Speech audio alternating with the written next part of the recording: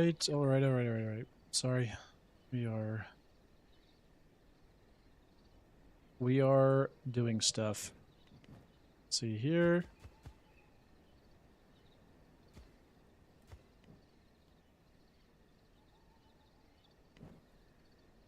Okay. And there we go.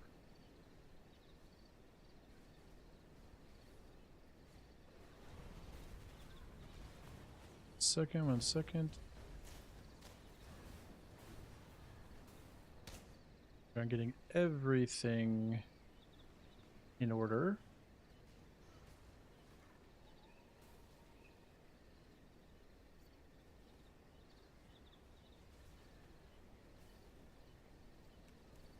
Okay, there we go. What do we got? Oh, 3v3.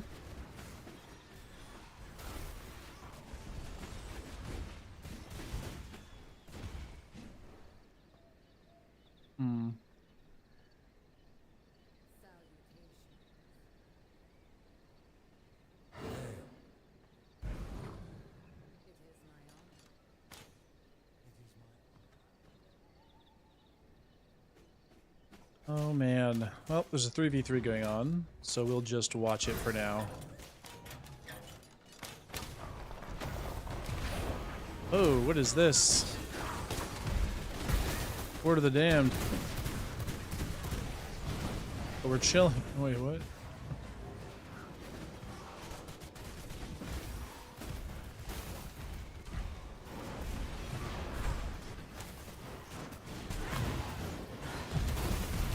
This might not be a this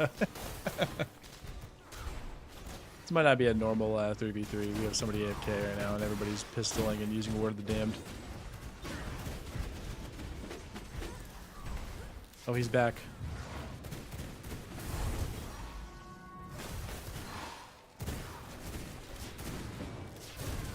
Oh goodness. Well, if somebody is around, we're just gonna wait for somebody to be available. See if they want to fight a little bit. Right now, I know there's a wipe going on. I think Sanguine Rain wiped tonight. I wasn't able to play, and I'm sure I'm sure it's popping off right now. So, but we are the we're the what's it called? We're the misfits over here on V Arena, just hanging out. I don't know what the quality is like right now. It's probably pretty bad. I'm trying to figure this out again because it just seems. That seems alright, I guess. But we'll have to see. Hopefully it's not too bad for you guys. Army of the Dead is questionable. This guy is just fighting his heart out with War of the Damned, Army of the Dead, Veil of Bones, full RP. I wonder if he is an RP. He may be an RP guy.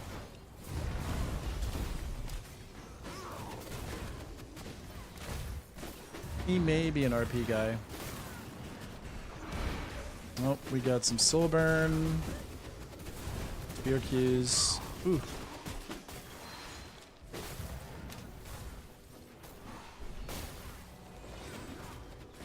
Well,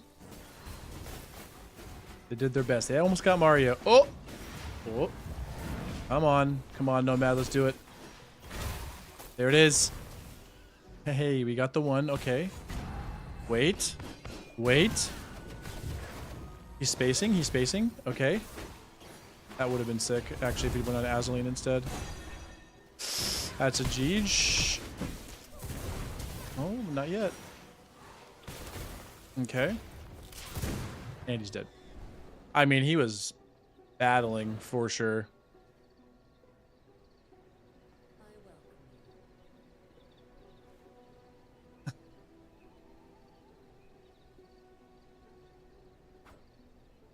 Okay, and that was with Scholar. Well, what in the world? Okay. Honestly, almost won that. Ooh, uh-oh. Uh-oh. Okay.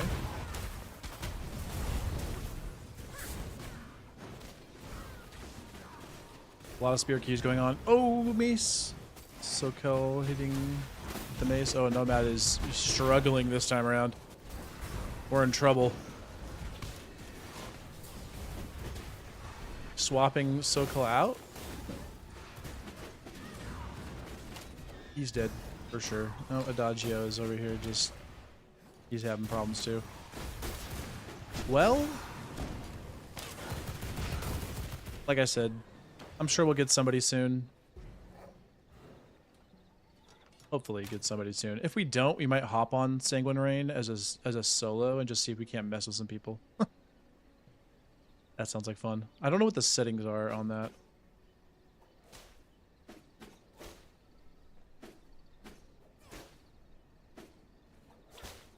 All right.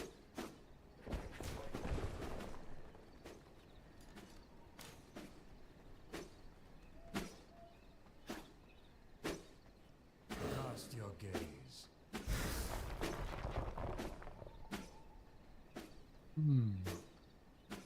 What?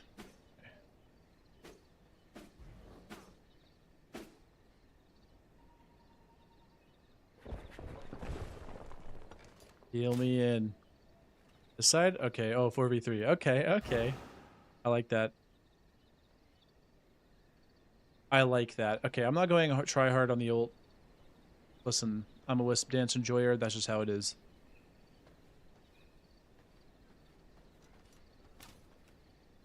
I'll leave clan because I don't know if they know how to invite me.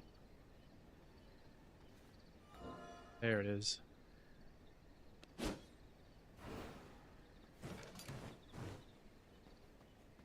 All right, see what we can do.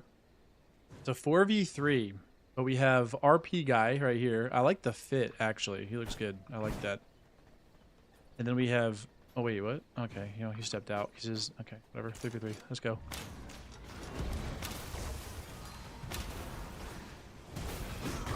That's not good. Get that. We're going to pop ult here. Big damage. Oh, that's not good.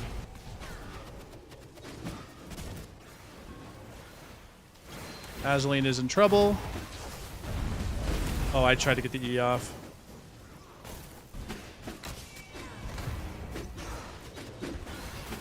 Oh no, not the freezes. All right, let's go over here. Let's kill Azaleen. There it is. All right. Marcel.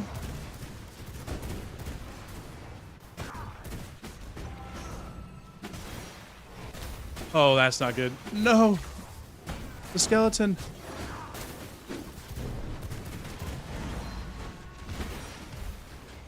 Don't let him get us. Alright, we have to save our boy. There it is. Alright, 1v1. Oh, that's not good. Wait, what? Hold on.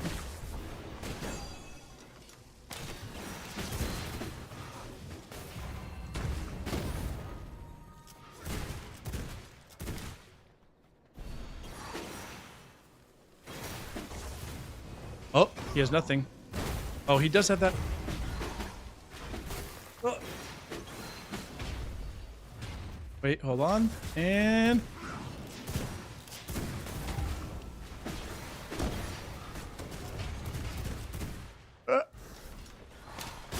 No!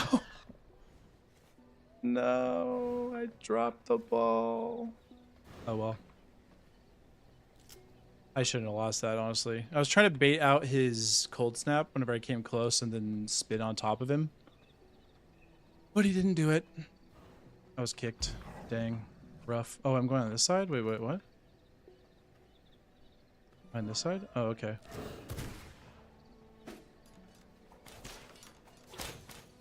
Okay, I guess we're on this side now. I shouldn't have lost that. I'm sad. Alright, get Mario some help here. He's up here just fighting the goon squad. What is going on over here? Dude, this is crazy. We got all kinds of insanity coming here. Alright, we gotta get ult on this. Oh my goodness, the fattest Wisp dance ever.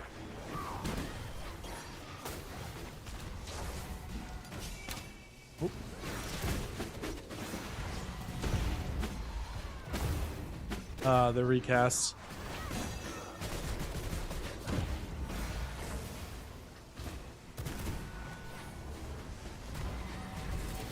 Oh, he didn't go on me. Won it. Okay. Well. All right. This might be a little bit less even. The army of the dead brute is wild, honestly. But that's just how it is, you know?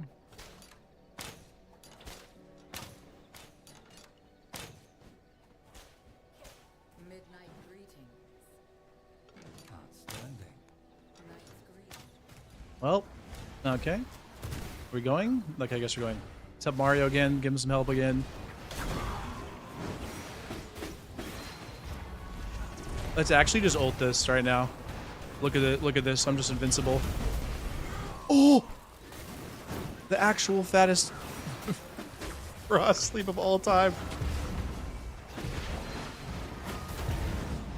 I don't even know what's happening right now, honestly.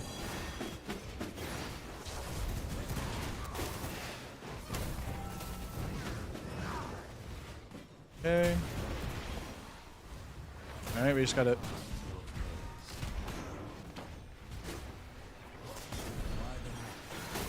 I'm just emoting because... honestly...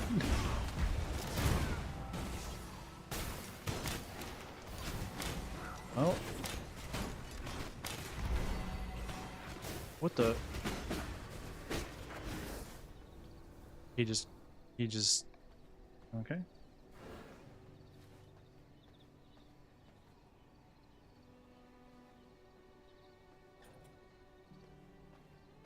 What we got?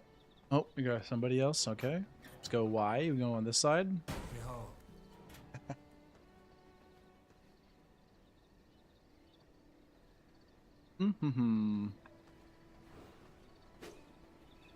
Let's see. Type dot inv Y.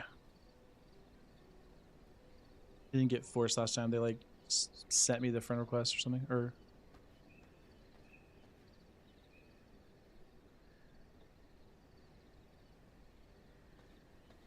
whatever.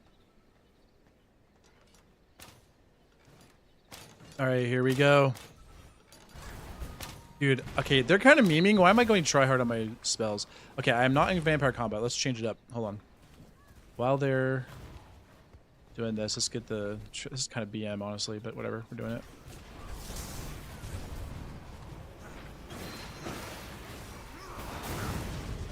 Uh-oh. That's not good. I just evaporated. Oh my god. I was not prepared. I was actually not paying attention.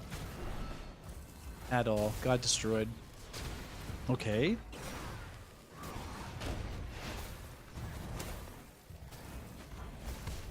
That's happens if you hit a discharge in the middle of all the skeletons and get evaporated by all that. Oops. Hit the discharge. Ouchie. Oh, the... and he's using... and he's using... what's it called? Apocalypse, too. Okay, so do we go, like, actual scholar build? Or do we... I think we just go ball lightning for now.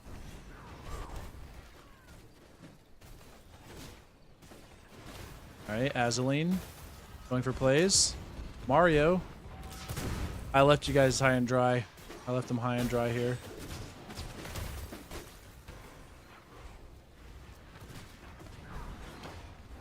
Left them high and dry.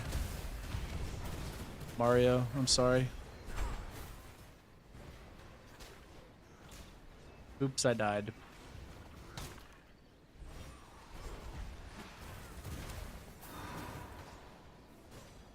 Alright, we'll play it smarter this next time, don't worry. The victory is yours. I welcome you. Alright.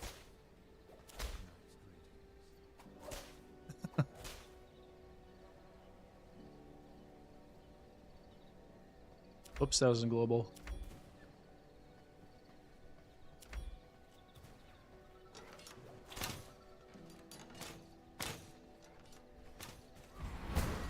Oh man, I'm getting hit.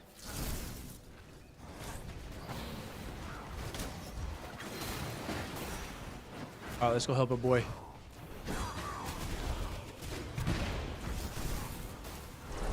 Let's go like this. Just for fun. Okay.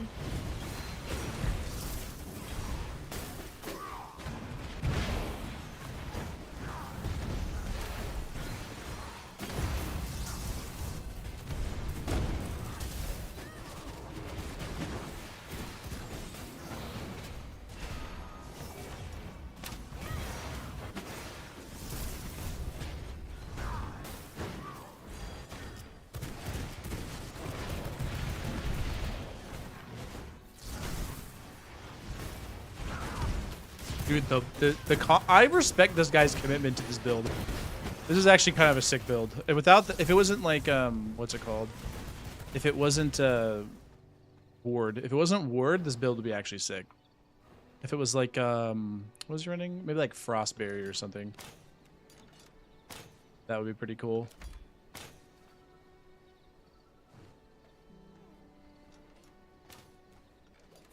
Oh man.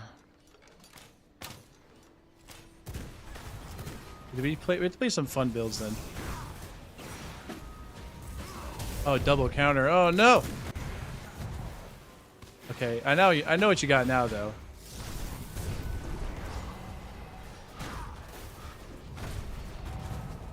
What are these recasts? Is he Scholar? You're just getting like every recast in the entire world? Okay, well, he is Scholar. What? No.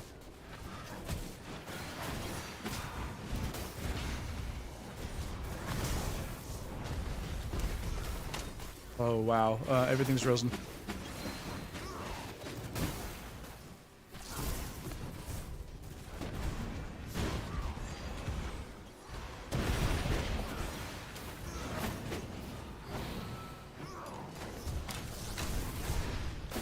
Alright, I can't play this build, I don't think, because it's kind of cheap to just throw stuff through things, so we have to play something fun. Let's play, I'm gonna go what he's doing. Let's go like this. Let's go like this, maybe? Something like that. I love and hate Wraith Spear, so maybe we go like this. Okay. Spear combo moment, true.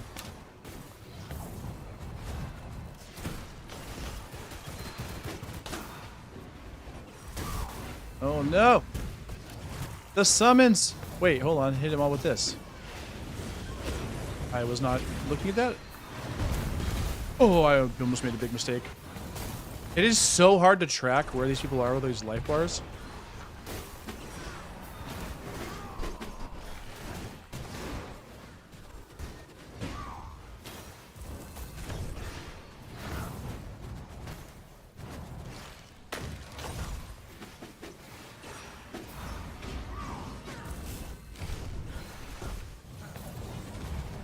I actually don't know if this build is even good. I haven't really been...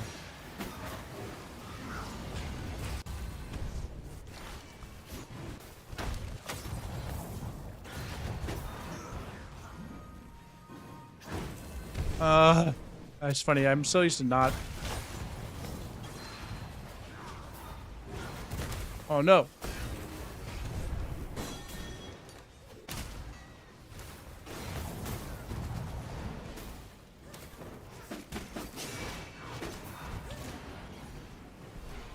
He's alive! Dude, this guy lives forever.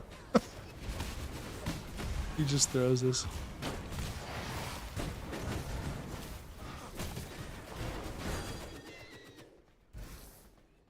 That was scary. When do you think next dev update will be? I hope it's this month. They didn't do one last month. I don't really know why. I'm hoping that it's going to be this month at least. Hopefully. I'm dying for more information. Dying for more information. One more, he's got a dip. Dude, the legend of the Ward of the Damned. So in this specifically, in V Arena, we only get one, so we only get 3 legendaries. They capped it because otherwise it's just really dumb. There's so many good ones. It also kind of makes it interesting because you have to like try to think of some kind of good build. Some kind of good like combination and limit yourself. So I could just press ult on this and just watch. It'd be so funny if I just press ult on this. I'm not going to though. Let's go ahead and ult now.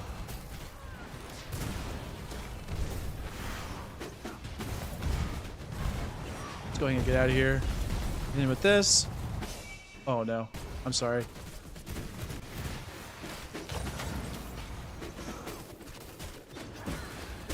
Oh, I should have seen that coming. Oh no!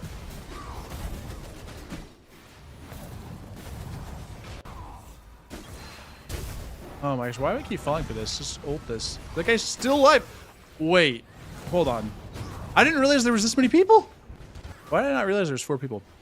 Yeah, so you only have, I was honestly not kind of just killing the things on my screen and not realizing there's 4 of them.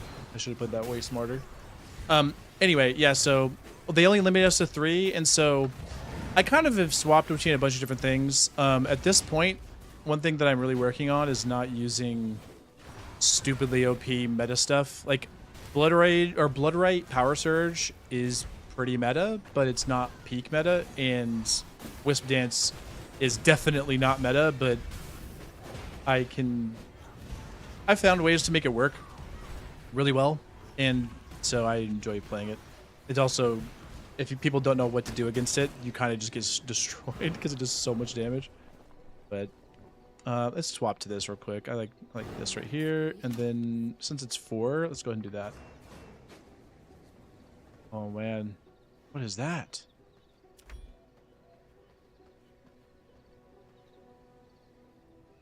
That was crazy. They were like, it was like a handshake.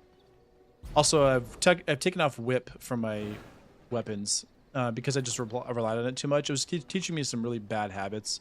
Whip is just so broken and so busted that it just makes it feel like it's really bad. Honestly, it's really bad to like, I don't know. Oh, yeah, okay. Yeah, whip is just too good. So I just use it so much. I was just like, I talked to somebody about this recently, where like if you have whip on, you end up being like in bad positioning, and it just covers for you. So if you're not too close but not too far, you can just sit in this insane little middle range and just like whip at them because it's just so crazy. Whereas with pistols, you have to commit to either poking with pistols or use something else like spear when you're up close. And whip can kind of just do both of those things. And like I said, it's just teaching me bad habits, and yeah, so I've kind of been trying to get better. The other thing is I never use Reaper, and Reaper is just so strong. So I've been trying to use that more. Oh, swapping. What are we doing? Sorry, I wasn't reading.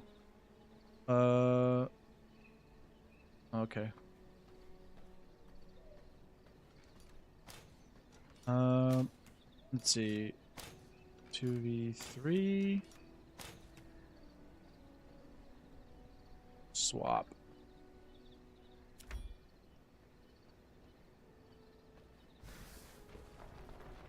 Oh, Marcel's backing out. Okay, I'll swap. Okay. Okay, that works. So he's running double counter. Fine, especially when you're learning, it's fine to run that. Just give you like be able to make it so you can wrap your head around what is going on. But because of that, I'm gonna have to swap it up just a bit to one of my new favorite builds. All right.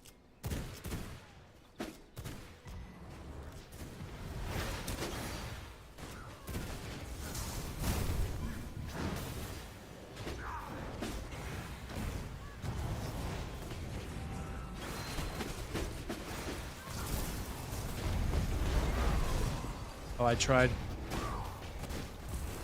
No.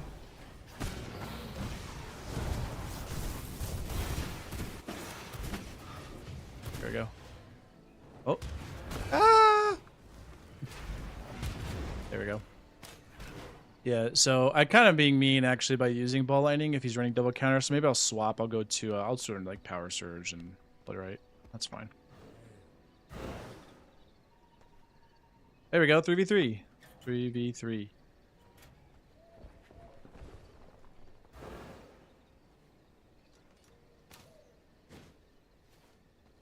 This size is just a little bit, I don't know, it's just a little too small. That's fine, I guess. Okay, alright, if you want to. I actually don't like it this small. I like to have a little bit, there's like a middle size arena, I'm pretty sure it's just a little better.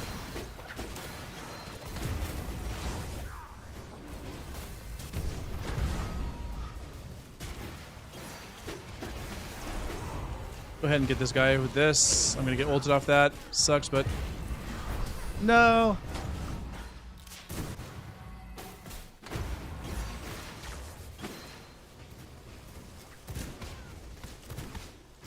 He's gonna try to spirit me.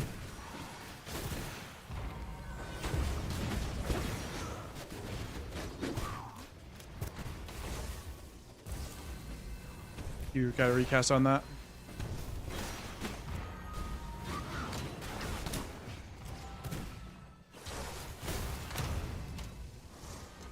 Oh my gosh, the recasts are insane. He's getting so many recasts right now.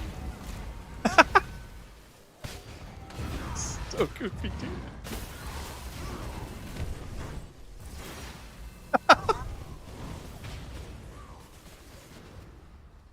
I'm sorry, that's so many recasts.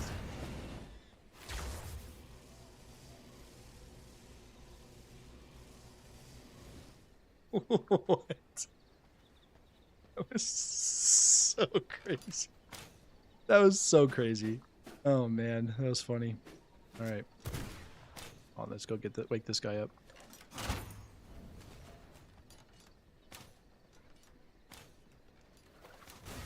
Oh, we're okay. I'll hold back while Aslan is sitting there. Okay, here we go. Okay, I got instantly Merc Charge. Sounds about right.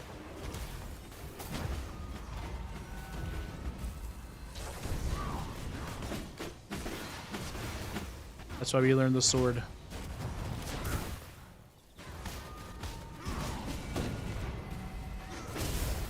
Okay, of course.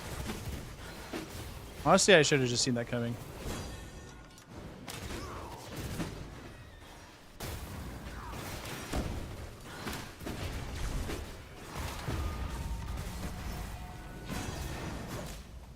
Oh, he's got wings on him. Oh, pop. That's good. Yeah, I've actually swapped to Wings of the Fallen recently. It's pretty good. It's really good. Once I learned a special little thing there that you can actually get a normal slasher E with it, I was like, okay. I've been using it more just because it's really nice to have like a mix up if you want. Honestly, throwing Axie at this guy, I'm gonna get annihilated. Never mind, my boy saved me.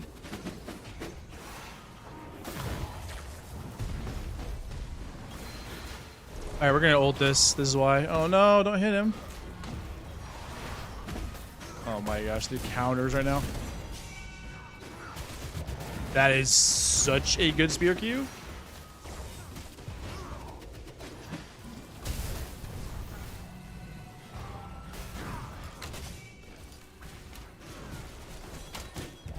Knock off my boy out of there. Oh my gosh,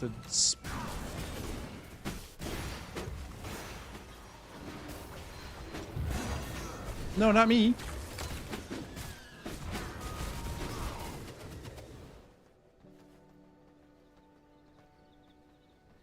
All right.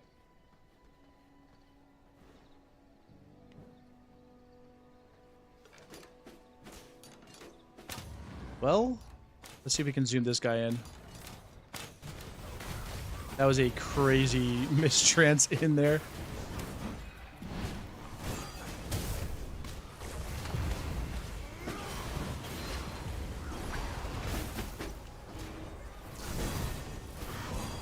Oh, he saved his boy.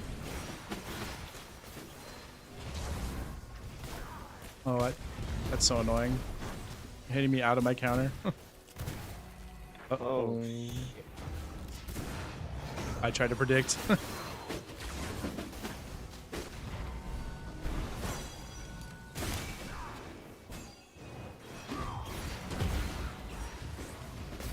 Make him zoom.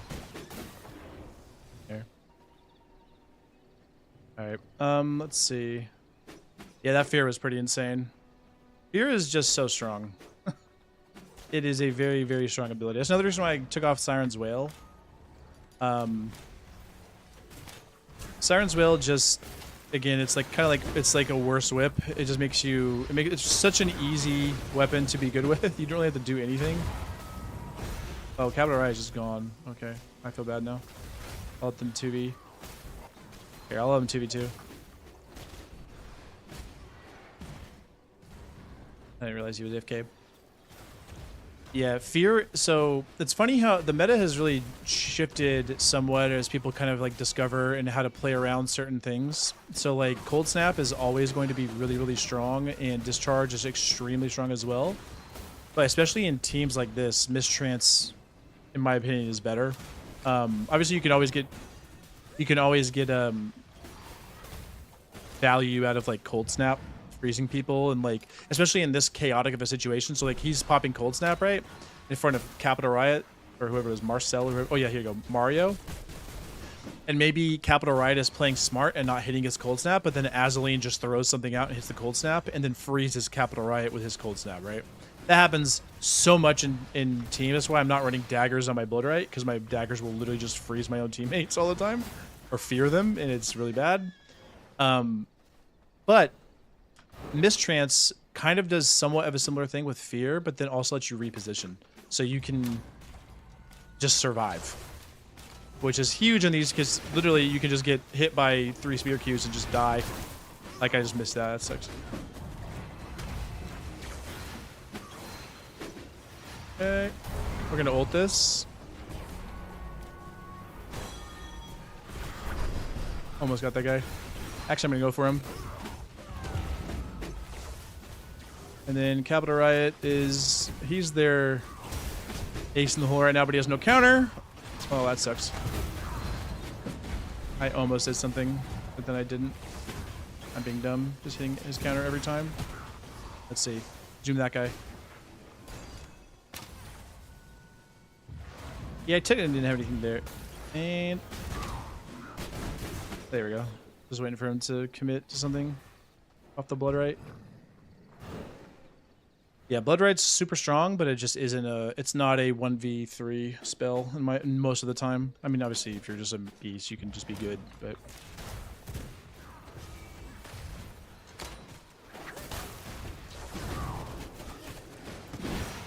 Dodge that. I was watching him the whole time. Why was waiting for me to do something so we could try to capitalize on something?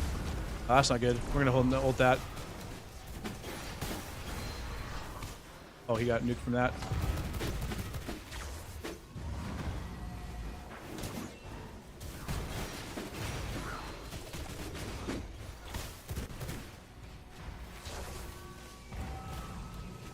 Is everyone spamming counters?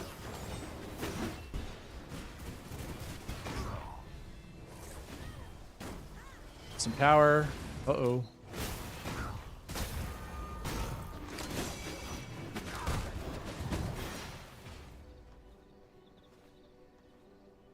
But yeah, so I've essentially just been forcing myself to get better with certain things. Everything's broken though. Anyone, one of the big things is everyone will always tell you that everything is OP, so...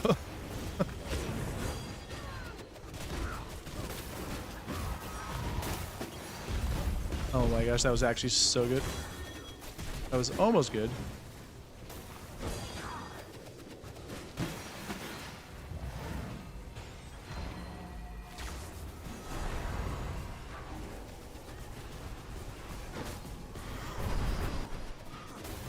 Probably dead. Almost dead. There we go. There we go. Well, this is kind of a stomp. Swap teams. Let's see.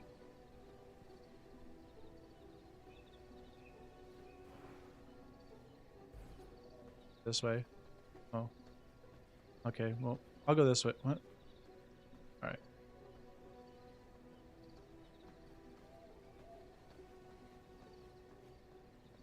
Eight. Well.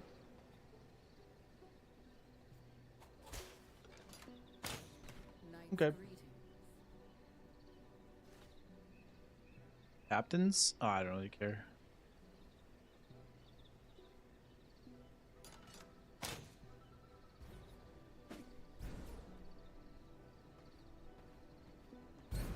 Go. Mario can choose.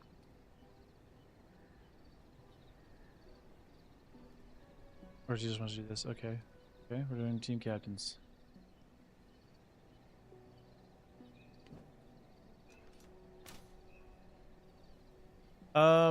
So wipe wise, I'm thinking I've been playing off and on. Oh, who is it? Oh, we're going in the middle. Sorry.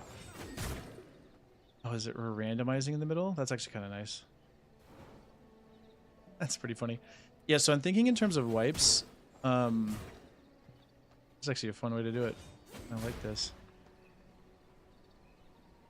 That's actually, wasn't that the team we were gonna do? That's funny.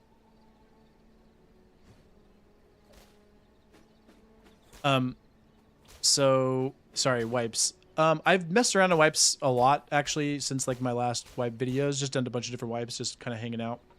Have some clips from some of them. I'll probably do another one at some point whenever it's good. Am I inviting? Okay.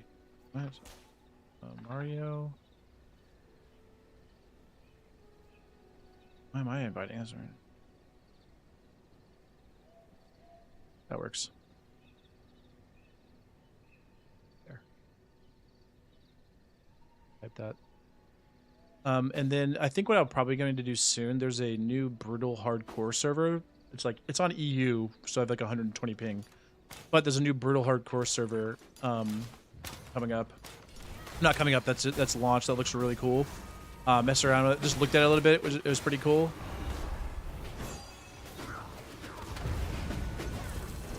And so I might do that. I've been meaning to do a hardcore. People have asked for hardcore quite a lot.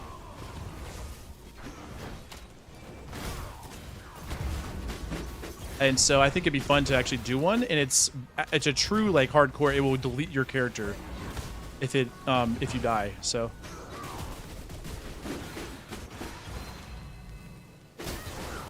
I should have done that. Oh, he's dead. Oh my gosh. Okay. So yeah, I might do that. Record the whole wipe, or record the whole thing. Just trying to do brutal hardcore. So it's like it's a more difficult version of brutal hardcore. So you can't drop items for people. You can't, if you die, you die. Like it deletes your character. And then if that's not good. That was a really good ult actually. Marcel's dead for sure. Oh. Wait, this ult is actually so good. Ouchie. Go this way. Get in here, Marcel. My boy, some. Oh, that was, what was that? Was that Macy? Oh gosh. Oh, I should have waited. I knew he was gonna get stunned.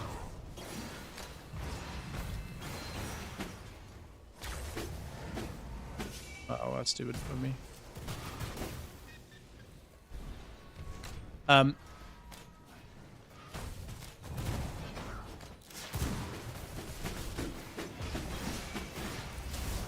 Whatever. Yeah, so anyway, that's gonna be, it seems like it could be fun.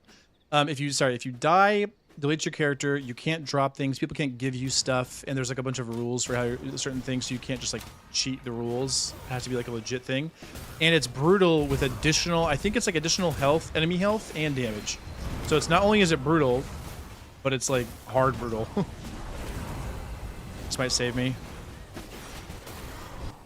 Oh my gosh, dude. I swear. Wisp Dance is so good.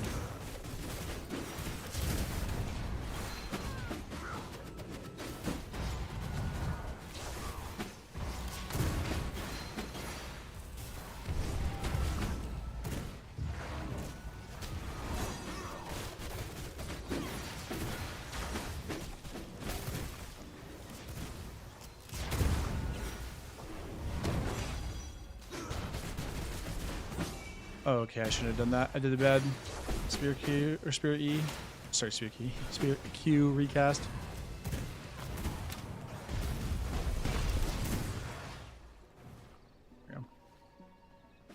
So hopefully people want to see that. It's actually like me versus PvE at the hardest possible thing, other than just like making it literally the hardest settings.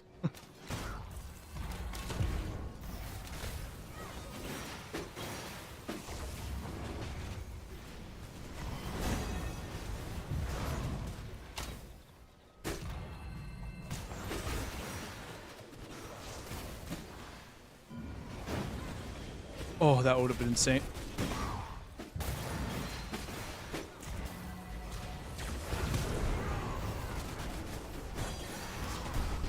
I should have done that. I should have done Axie. That was stupid of me. Thanks for that.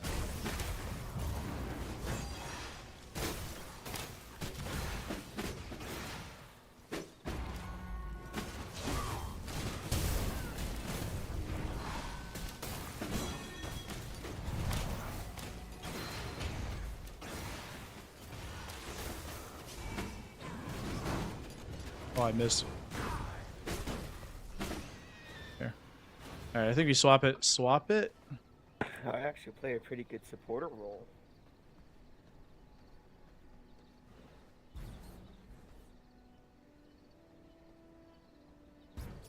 Okay.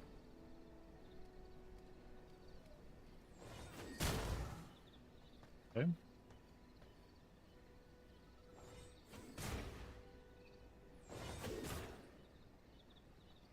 Yeah, that's 100% Wolf Corp.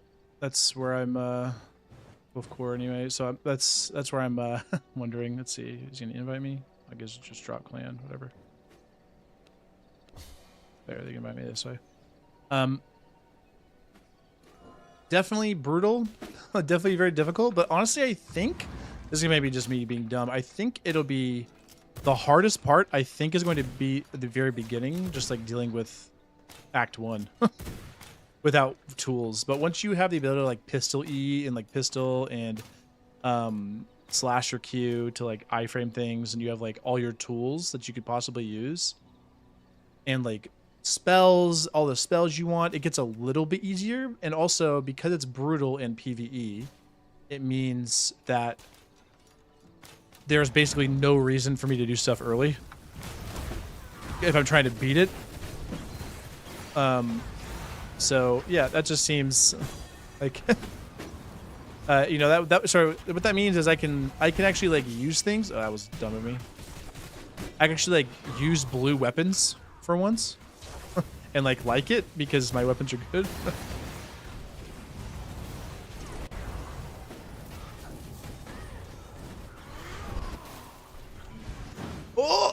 Oh, that was a good one. I tried to save him.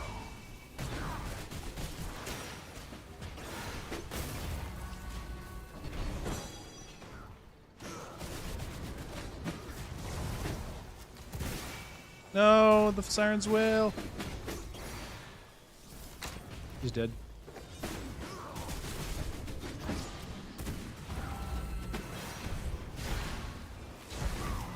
No, I don't know what he has. Okay, that makes sense though. He has like actually good spells for tanking.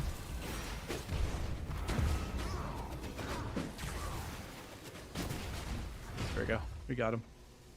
Nice, greatsword. That was actually really good greatsword usage. This hits so hard.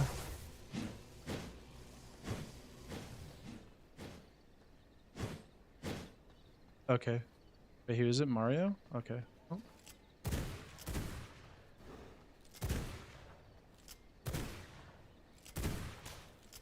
Yeah, I don't anticipate dying a ton, but that could also be famous last words in that hardcore run. Any tips? Get good. Sorry. I don't know. Let's see. Any tips? You're doing well.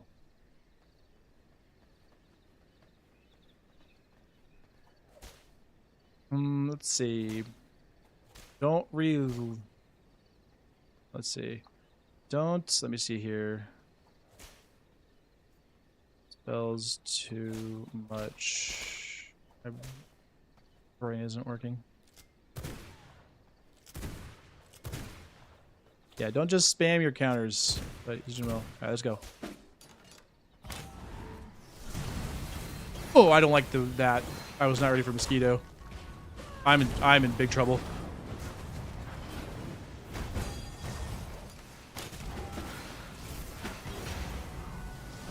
Go ahead and pop this.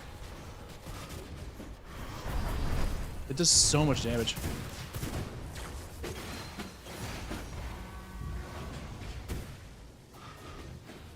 Get out of there.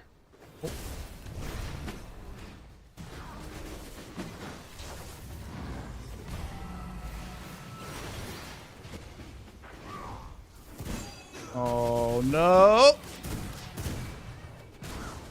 Cleanse the fear.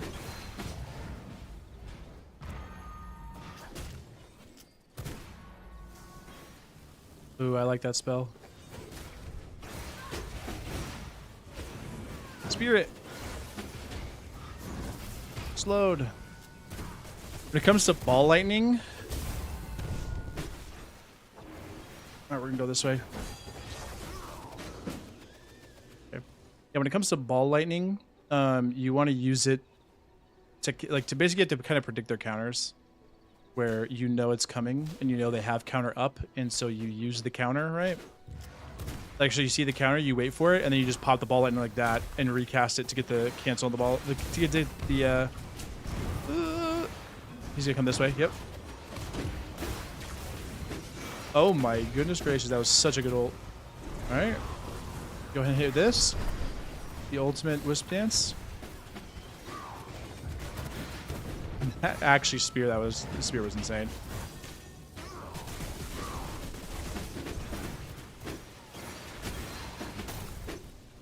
That was the triple spear Q. That was probably the quickest three.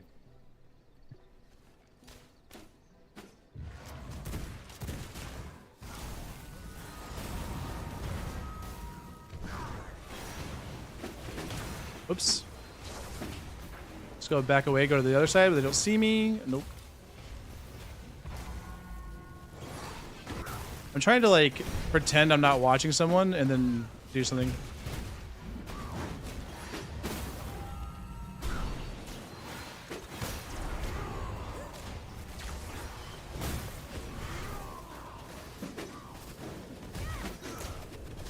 Oh, I missed it. Is it 3v whatever? It is. I thought so. We gotta kill this guy. No.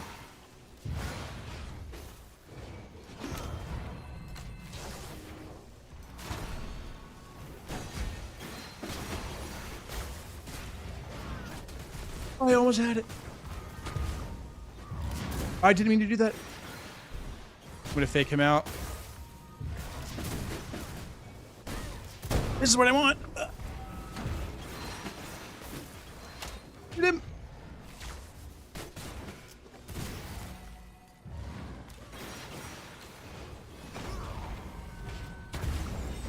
I did not mean to do that. I swapped and then swapped back off. We actually do this.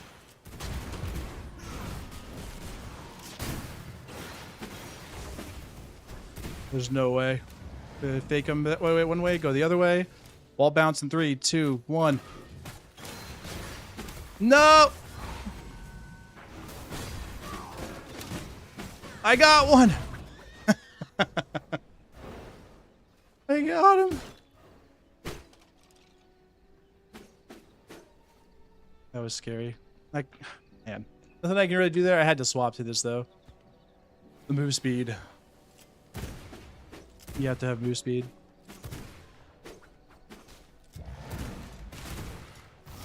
That was a really good crossbow, to be honestly.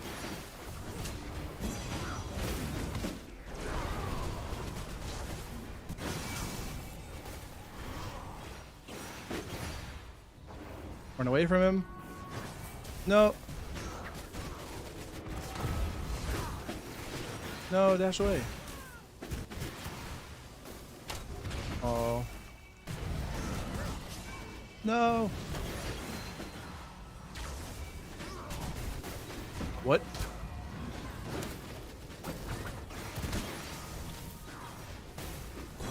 I tried. I saw him coming.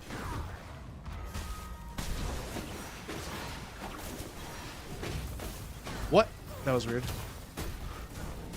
I'm getting owned right now.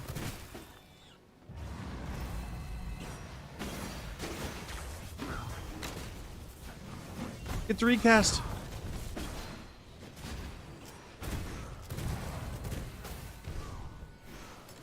Oh, I tried to predict he was gonna walk that way.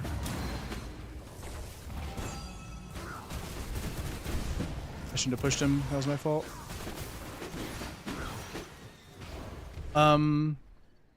Wait, gee.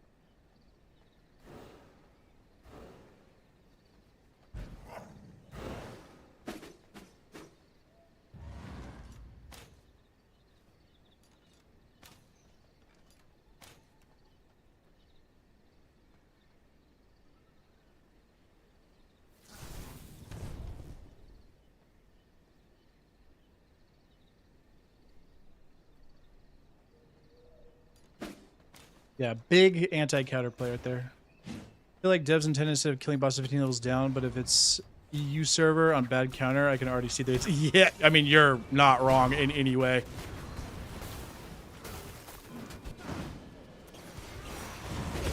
Oh, that was almost insane on by Marcel. Let's get him out of there.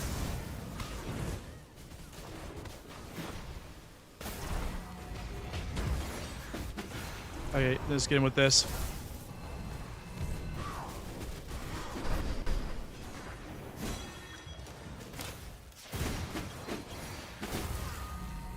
Don't hit him.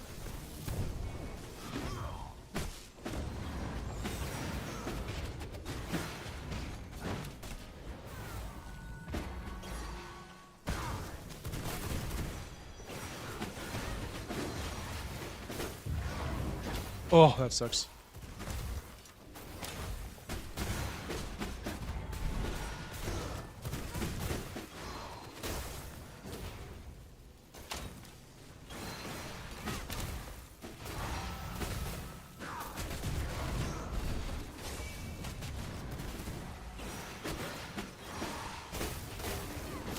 No.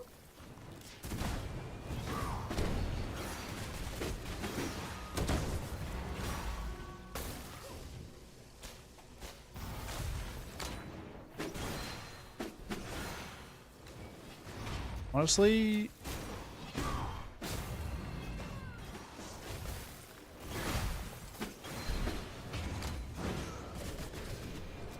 oh, I tried to predict.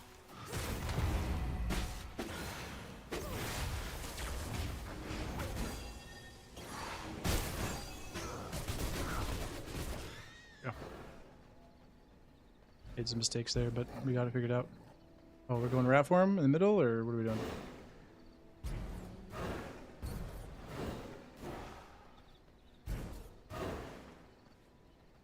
What are we doing?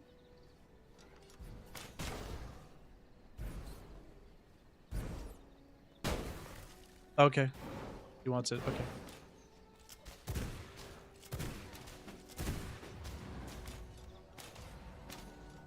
I kind of want to go Chaos Beer, honestly. Did I get hit? Oh, I did. We'll go next time.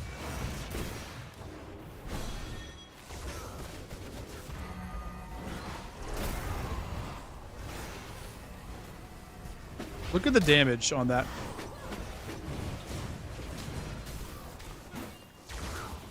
What? He just gave up. He's like, I'm done.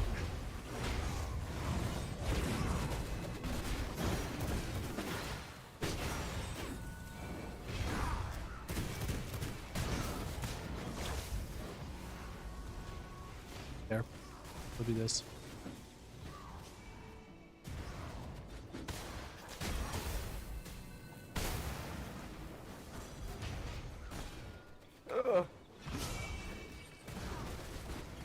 It's surprising that EU has several servers with papers and it probably has 2 servers. Yeah. Yeah. I mean, it's 100% true. EU is definitely more popular for this game in general, and then NA has, we have like a really big, like a core player base that'll fill 1 or 2 servers. Every once in a while we get these waves though, where it'll just be like a bunch of people, kind of just come in. Rat time. It's the rat pack.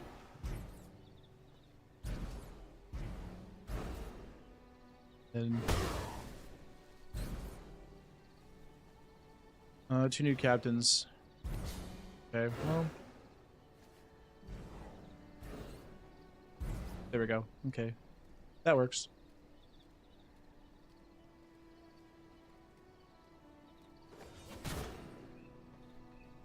Wait, what? Oh, no, no. Okay. I want to play something fun this time. So we'll go this, and we'll go this, I think.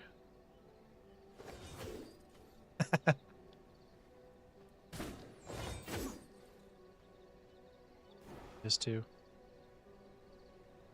If you type .inv... Oops. This way.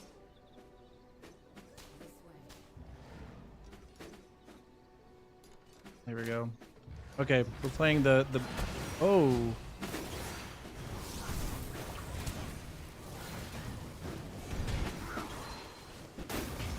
Oh, that was a mistake on my part. Hi guys, what's up? I'm just Perma CC'd. How's you guys doing? How are you guys doing? Alright, we gotta ult this. I'm getting owned.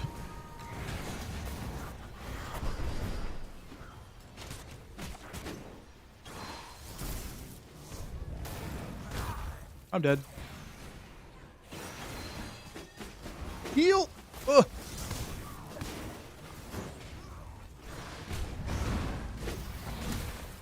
No! Ugh. Freeze him, stun him! No, that guy's frozen actually. You almost got that. Alright, we're doing good though. He almost got me anyway.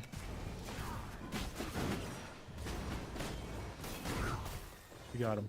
Oh my gosh, that was so scary.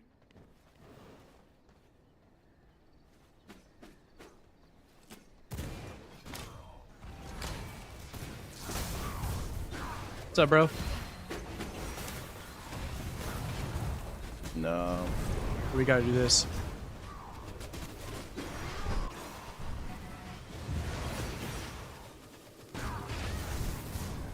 There, saved him.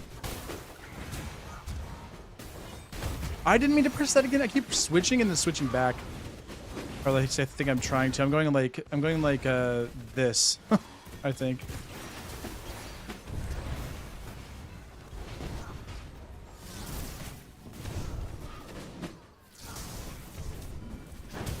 No!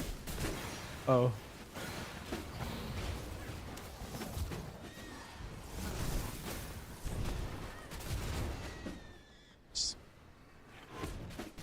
We got it. Yeah, I'm hoping that NA with 1.1, I'm hoping NA will pop off again. It's gonna be so fun. I'm surprised that did not stun him. Oh my gosh, that was scary. Oops. What just happened? That's weird. Oh, it's a little laggy all of a sudden? I am making so many mistakes, you know? Why is it not? Okay, we're just apparently just making all kinds of errors, but we're gonna do tons of damage with this. I'm dead. Got him.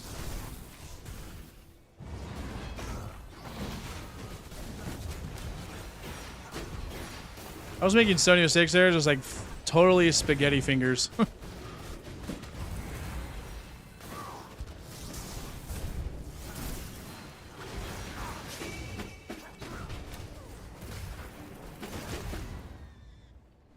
Oh, we made it out, dude. So Wisp Dance in teams, cracked. Honestly, hidden cracked. People don't understand how much this heals you. It's crazy. Like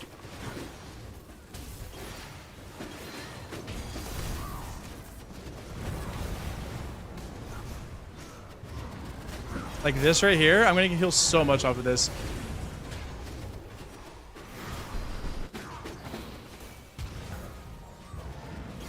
I want a Marcel with that so bad.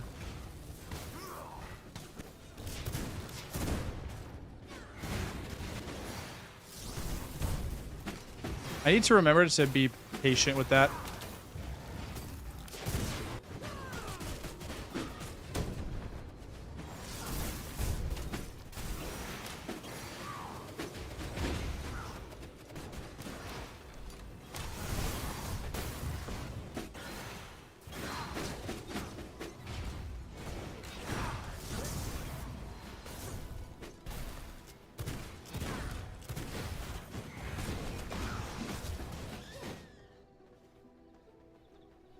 Oh man, the stuns.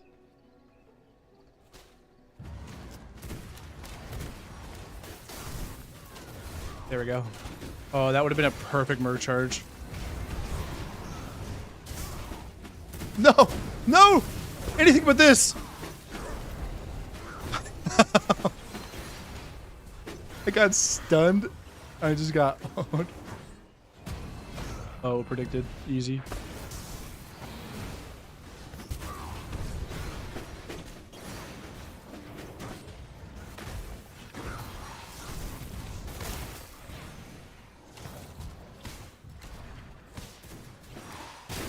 Hey. Hey! Who's doing that?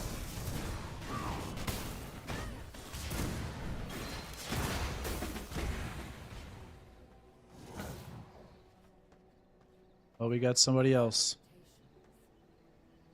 This way. This way. The old. Alright. Jeez. Absolutely.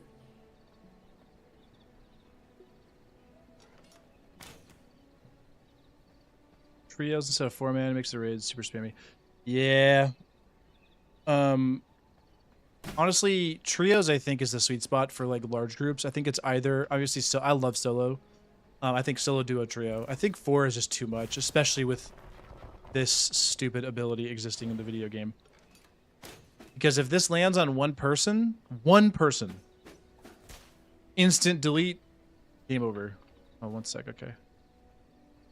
Yeah, instant delete, game over, and yeah, I don't know, it's terrible. It feels so bad whenever it's in 4s. 3s, it's like kind of the same, but less somewhat because a triple spear queue, if somebody's running like warrior or whatever, or even if you don't have like static yet or whatever, triple spear queue can sometimes not kill if you get lucky, and also your teammates can like do stuff about it. Anyway, I don't know, it's just squads feels crazy. Not saying it's bad, but I think trios is like the sweet spot for the large groups, and I think I like duos the best probably. And then I play like tons of solos.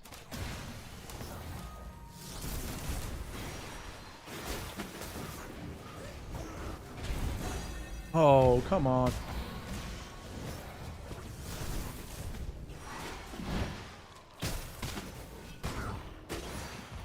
I'm being kind of mean there. Oh my gosh, you pulled me in so much.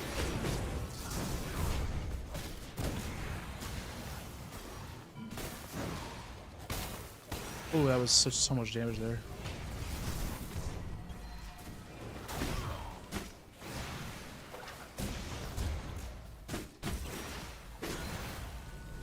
That guy's dead.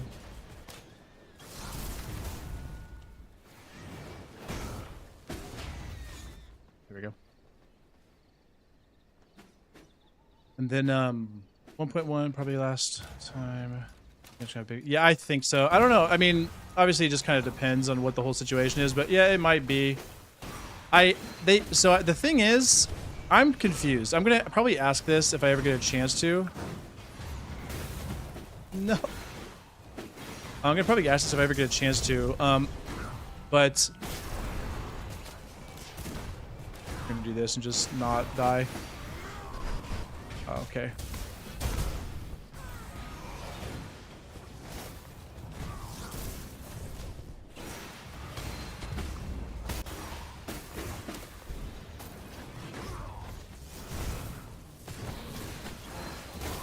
I did. I mean, I should just hit Marcel. Dang. I'm in trouble. Wait. He charged my. Oops, I wasn't paying attention.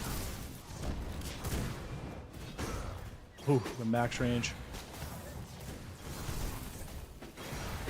No, I knew he had it too. What am I doing? Look at that shield right now.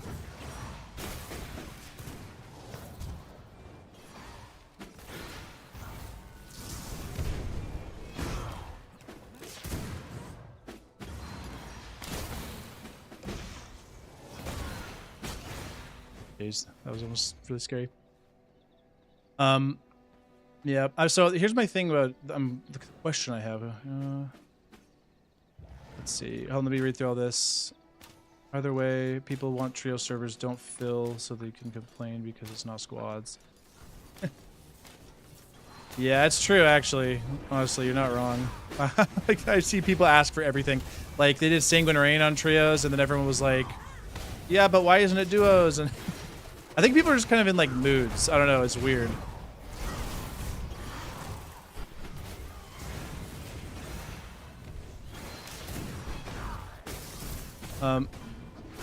That was a mistake on my part.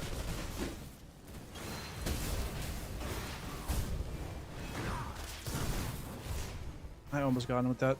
Wait, can I snapshot him? Oh, I just did a snapshot from one to the other. Ooh, if he had speared me, that would have been really good.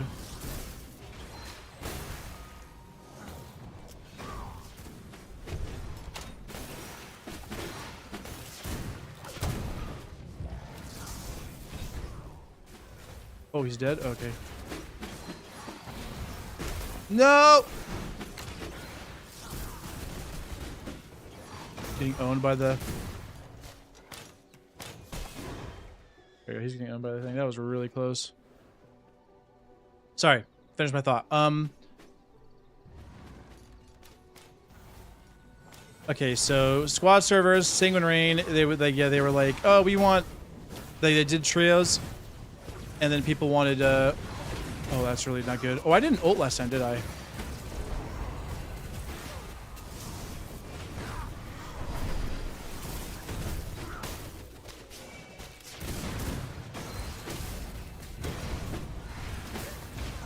Ah.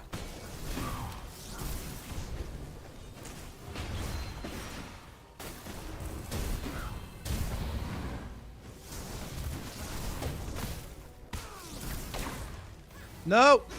Save me! Oh no. Wait, what?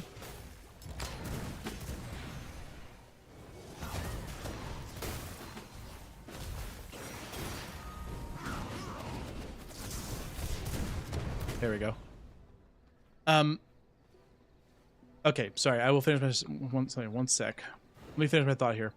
So, yes, trio servers, squad servers, people whine. They pretty much always do. So I think people just kind of get in moods. That's just, I think, how it is. And then solo is super fun, but fighting more than 3 people. I mean, even 3 is just really, I don't know. 2 is like doable if, you know, you're on it, you know. 3 is crazy if you're like I don't know. That was almost super crazy, but fully charged. What? Okay.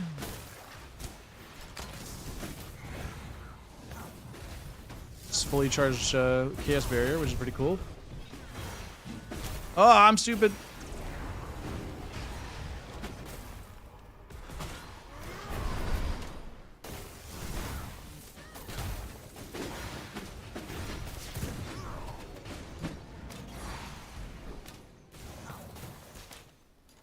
Alright, I'm just gonna go in on this. What? He just has Merc treads.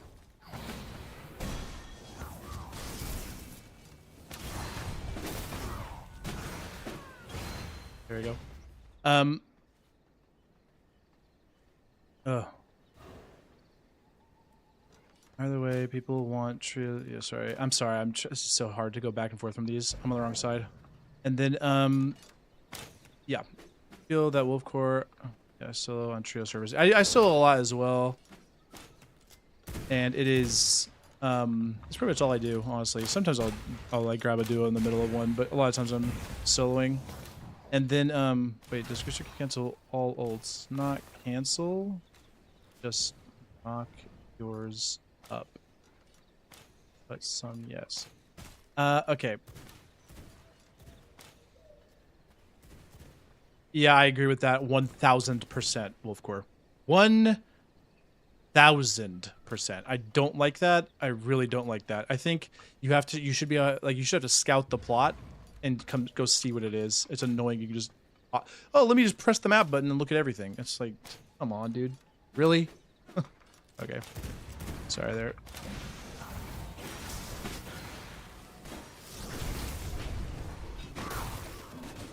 Oh no, my boy. That was actually really good. Wait, we kind of owned with that that wisp dance.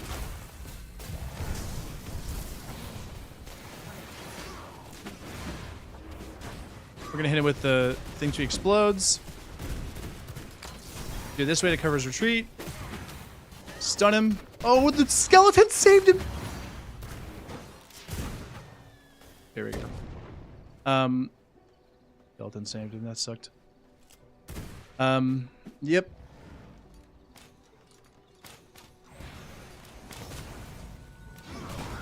Ouchie. I'm getting out, so I have to heal from this.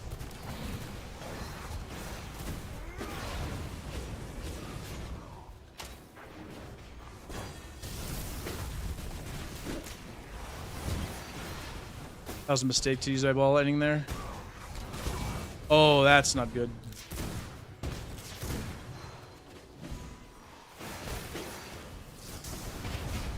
Oh, that was a money.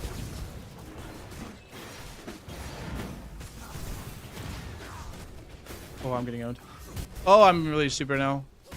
My brain's on chat. Oh, the void is so nerfed. I don't know why they did that. No.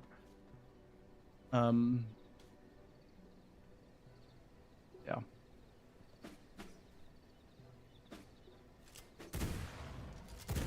Lower level and getting spear key to death? Yeah, dude, don't even get me started. You know what the most annoying thing is ever? Is whenever you are trying, like, basically you get to this point where there's people who have just, like, they've trio stratted and gone insane. Like, they have insane,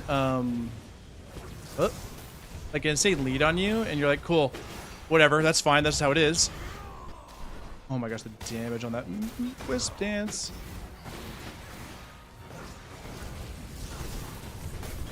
The stuns, by the way, on this are so good. What's up, bro? That was actually insane. Nice, that was really good. The stuns on this are crazy. Yeah. Yes, yeah, Wolfcore. They see your solo, they just immediately rage you. They're like, hee. If the scout waypoints and everything else, but the names are like, hi, come raid me. Yep. I kind of try to hide my loot worth of. Yeah. See, I will say the one advantage of being in a solo when it comes to that is you don't need a lot of loot. So, like, you can kind of get away with just. Oh, I didn't have dash.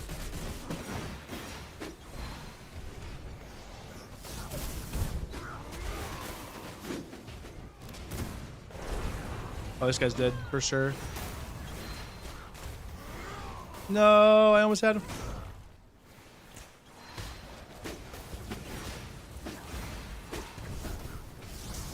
Do this to cover myself. Nice. That was good. The thing about balling that's so good is you can just do this. And if they come to you and they try to counter or whatever, you just stun them. So strong. You can play it well, it's really, really good. Do that to cover my boy. Stunned him, at least. Ouch! Stealth out of this. We're gonna go ahead and do this. This is how you get big damage.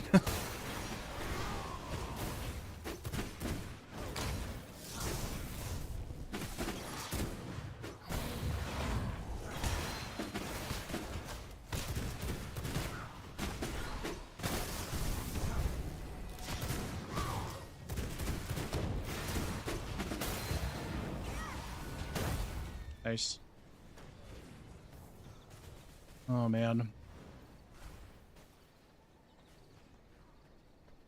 I like trying to have my loot, but find a tier 4 get mount. Yep, that's a big one too. Stop typing like I'm having a stroke. Yeah, whatever. I will say, dude, it's so hard to do this, like to think about what I'm doing, and then I'm like thinking about what you guys are saying. I'm trying to like focus on these 2v2s, and my brain just doesn't. It's like no, but like what were they saying? Oh, that was a really good ult. Oh no! Wait, actually, I'm kind of saved on that though because Marcel didn't. Almost insane.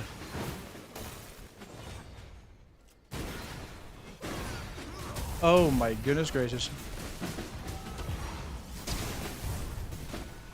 I'm back here. I'm back here, boy. No. Alright, this is why we have this move. Oh my gosh, he just spear queued like a Giga Chad. I like it. That's not a bad play. Oh no, not the counters again. What do we do?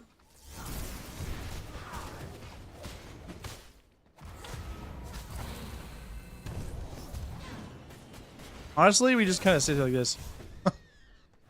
Wait, is he running? I think he's running Condemned Sword. What in the world? Oh, man. US servers are more aggressive than EU servers from my experience. Less toxicity. Less toxicity than EU? I would not be surprised by that. I mean, I'm sure there's obviously insanity, but NA, especially NA squads, are rough sometimes. That was insane. I should have not done the in-cab one. Hey guys, what's up? Look at the damage.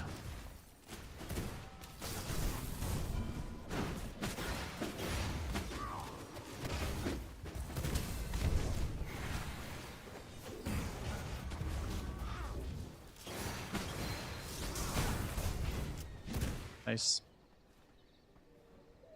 Oh, no, dude, don't worry about distracting me. It's not your guys' fault. I'd rather talk to you guys. I'm just chilling right now, so I'm kind of just, you know, doing my thing. It's just my brain is one track when it comes to this stuff. So we're going to swap up. I'm going to go my favorite build in the game at the moment.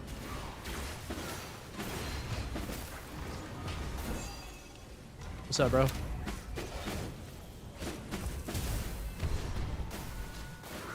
I did not mean to spear that. What's up?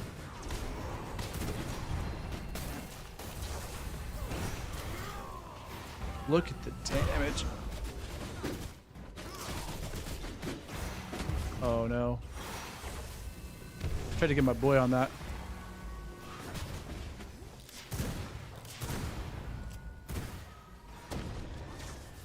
Nice. Well, swap. Let's see.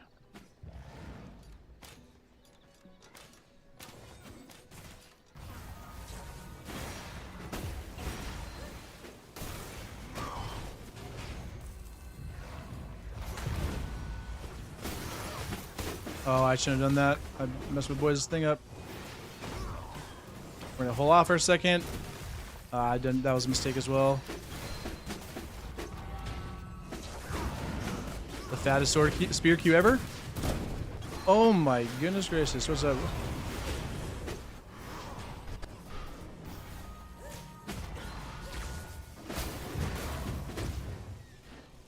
That ult was crazy.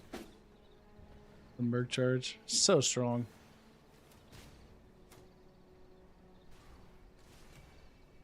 And maybe I go Scholar too. We'll use it for a little longer.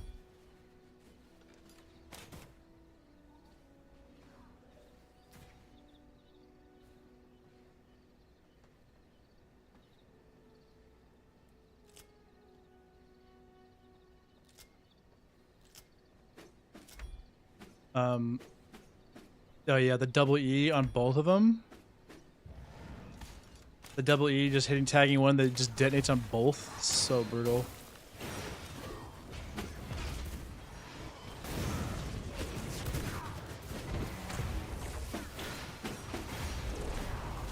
Like this. Oh, that was a good Blood Rage. I was gonna do on Y, but he was using discharge, so I had to turn around. Oh, that was my mistake. I didn't see the ult coming.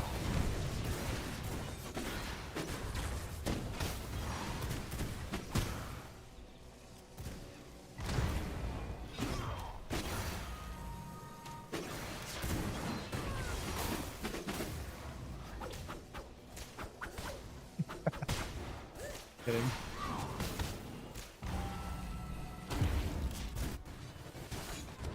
Oh! The max range. Yoink. Nice. Blood Rage, dude. Or Blood Rage. Blood Right, dude. It's my favorite. Sorry, you can keep chatting. I'm sorry. I wasn't saying you were distracting me, people. That was... I'm just saying I distract myself with... Like, I want to talk to you guys. But then... I just get just so distracted by myself. I am brain. Sure that. My bad. That was my fault. I shouldn't have done that.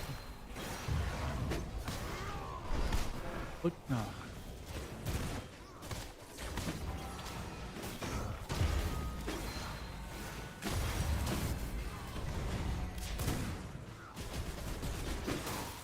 If I would have been smarter, I would have power surged him faster.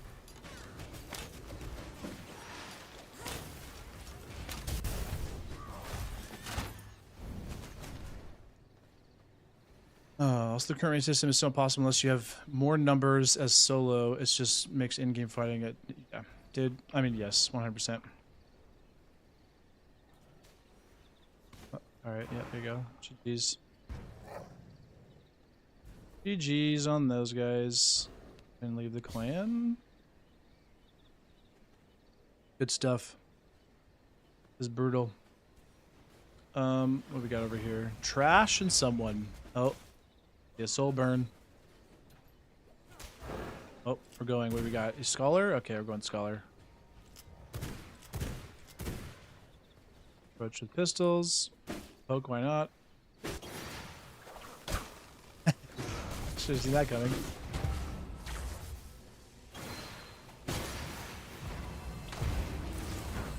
Okay. Oh no, he's fast enough that I can't get him.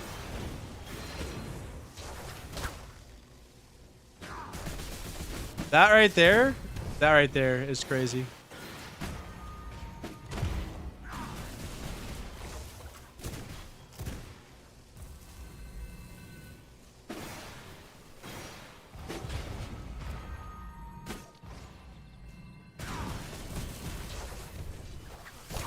Oh, come on.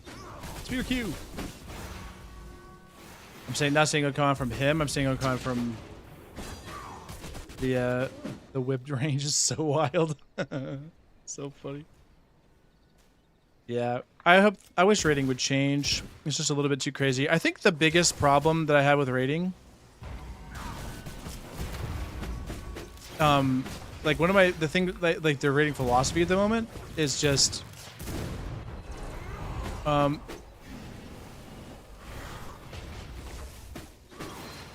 we go. Yeah, is just like the fact that from early access time, they were like, hey, you have servants and that's all you have. There was no like there was no stairs or anything like that.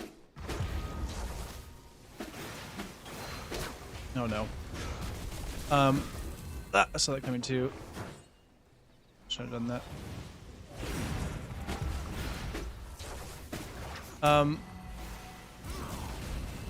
Let's go ahead and do this.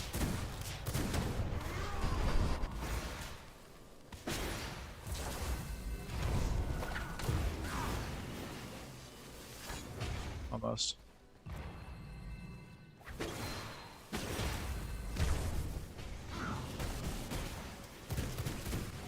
There we go. Oh, okay. So yeah, I don't know. I think whenever they don't have stairs, or they didn't have stairs and stuff, their rating philosophy in like design was essentially here's some servants and that's all you get. And then everyone was like, oh, but we can use like tombs as defense as well. People were like honeycombing werewolves inside their base and like inside prisons and stuff. You know what I mean? Like that was the kind of stuff people were doing for base defense because we had no other way to really deal with it. and because we didn't have stairs or anything. And then like the moment, and then they're like, oh wow, people are like really innovative with how they're doing these, like this base defense with these different like, you know, PvE stuff, like tombs and stuff. Oh, that's pretty cool. And so then they like don't add anything else, or maybe they just like keep it with, I don't even know if they meant to, with like, you know, the additional stuff like wrath stuff and whatever, like the vermin nests, you know, people are doing that as well. Obviously you had like, you could do like nibbles, or before there was heals, you could do like putrid rat a bunch, where you had like the heal orbs, do like 4 of them or something in your base. And then yeah, I don't know, so you had stuff like that people were doing, and then they were like, oh, that's cool that you guys are using it for that purpose. And then they add like multi-stories, so you have like stairs you can use, you know, now we have like the Nova style, like, you know, using stairs as like the thing to block, to basically make your base more difficult to raid, right? So you have that kind of thing. And they're like, great, yeah, okay, that was in Gloomrot. Yeah, braziers on honeycomb, like there's so many things, just spamming everything, making it super hard to go through everything. There was a ton of stuff, and they just made it, like they didn't really add anything. I don't think they added, you know, Vermin Nest or like the Stygian Summoning Circle with the Blood Golem. They didn't add that with base defense in mind. It was just like, this is a thing you do to get, you know, whatever. You put stuff in the Stygian Summoning Circle to get items out of it. That was like the whole point. And people are like, hey, cool, you can use this as base defense as well. So we've like innovated and come up with some really, really cool concepts. Like I actually really like the idea of like using banshees as base defense primarily. Like, I mean, it's stupid, I know there's problems with it, but like it's kind of a cool idea, because it's like, I'm a vampire, so here's my army of ghosts, right, you're trying to deal with. So stuff like that is a cool concept, but like, why not make a dedicated thing for that, right? Why not make a dedicated tool for base defense that is like centered around the concept of what we currently use banshees for, and the way we currently use golems for? And we just haven't seen anything. They're just like, whatever, like people figure. And then we've come up with all these like innovative things, and I think they're looking at it like, hey, that's pretty cool. And then that's like all they look. So we're thinking, oh, hey, they've noticed that we're doing all this. We really want stuff for like raid stuff, like both on offense and defense, to make it really cool. But like, instead of that, we get, hey guys, good innovations, pretty cool. So that's frustrating, dude. I want there to be something. And I agree. I wish Blood Prophets, something like that would be cool. Even just as, even if not servants, even if it wasn't a servant, if you could just get it as a prisoner. But yeah, servants would be cool. Having a blood laser beam. And then, okay, let's read this. You could have the option. Stretch your golem somehow as a solo would be nice. I agree with that as well. Yeah, exactly. Something on that front. Something like that, or actually being able to use servant offense. Like, why not just make them turrets at your base? Totally agree with that. Like, imagine if you could have servants on the walls and you have like flame archers shooting flame arrows down, right? People would whine at that so much, but hey, get away from my base, bro. Once hire a couple from a squad to join my clan and help me raid. Very interesting time. I would love to see higher tier walls that take golems and then lower that take explosives. So I 100% agree with that. Pat on the back, King of the Arts. Yeah, 100%. Exactly, Medieval. That's exactly right. Like the good old pat on the back. In terms of like,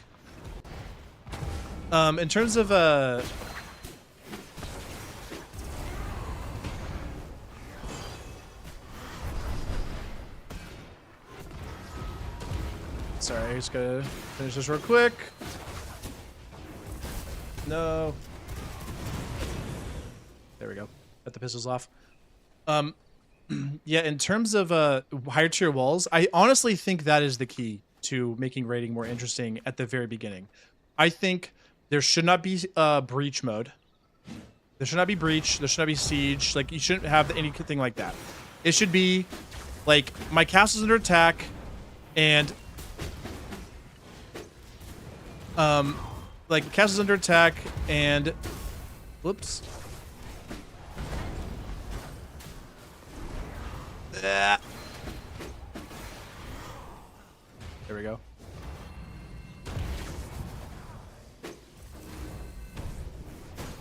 Sorry, let me just... It casts under attack, and then, like, you have to just defend... Like, depending on what walls you use is what, like, defenses you have. That's what I think should be happening. I think that, I mean, I talked about this in that video, that there should be different wall levels. I think there's so many things you can do with that. Even if you don't do what the suggestions I made in that video, just something to do with higher tier walls. It also makes it so like farming at late game matters even more, because once you get to a certain point, farming is literally pointless. There's just no reason to even do it. You're just like, oh, okay, I have stuff now. Oh my gosh, these recasts are insane.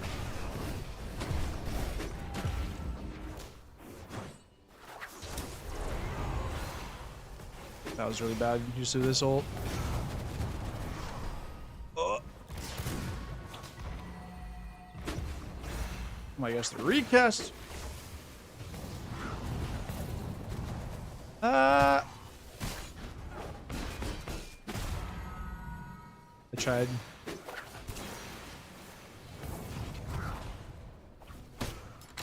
Oh, I missed. Oh my gosh. It's so funny watching that. But you gotta love that. Okay.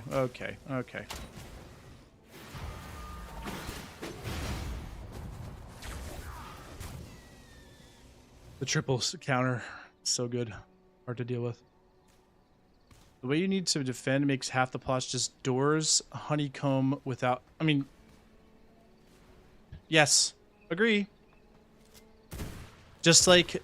I've mentioned, I mentioned like, hey, make the actual plots better, make more good, viable plots if that's what they're going to do.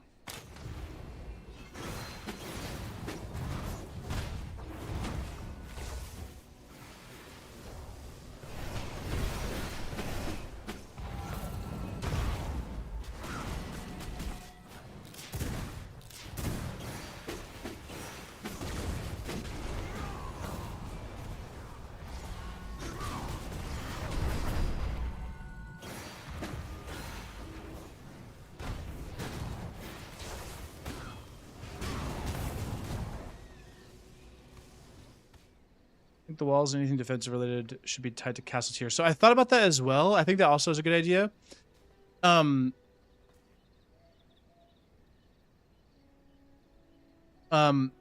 Grim XV actually had a really cool idea with that he talked about, where he yeah, where he was essentially saying like, make the raid focus more around the castle heart specifically, and not like getting in breach and everything and going in and doing whatever. Like, don't do that kind of thing. Just do, he was essentially like, make something to do with like the heart itself specifically, where you actually like attack the heart, not just like walk up and do whatever. You have to like attack the heart or whatever. So I don't know, there's a bunch of things you could do. Interesting, just change some stuff up, whatever. Hopped on Crypt voice chat. Wait, why am I hopping on Crypt voice chat? Wait, hold on, streaming.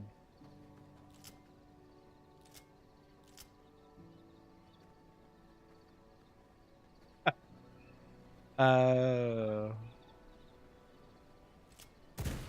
I'm just kidding. I know they don't go crazy over there. He just wanted to chill. We're just being stupid.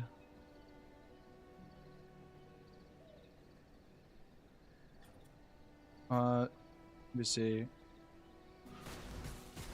There we go.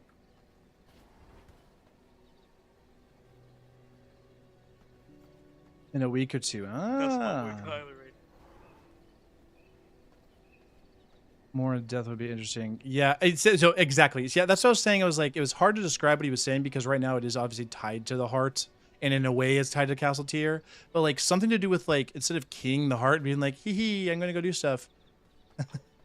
Hey, what's up, Wilford, dude? Instead of being like, hey, you know, I'm gonna key or whatever, just do something else. You know, this is a bunch of, I don't know, there's a bunch of different things you can do.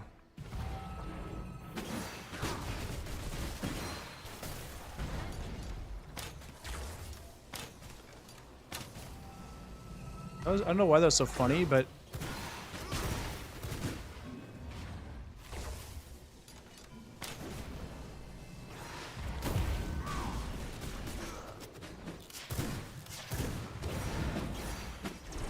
like this.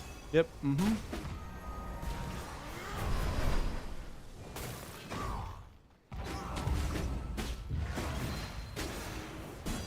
I tried to get away. Oh, that was my fault. I should have done that.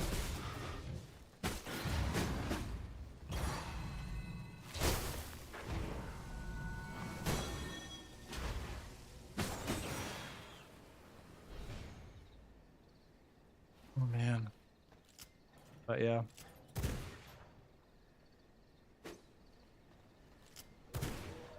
Yeah, so exactly medieval. And you know, the thing about that's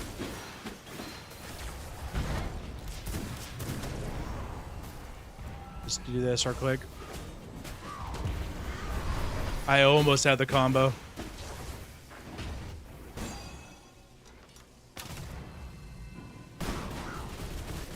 Oh, that was actually insane. He just got that off. It was like calling me out on holding my cooldowns too long. I did it again.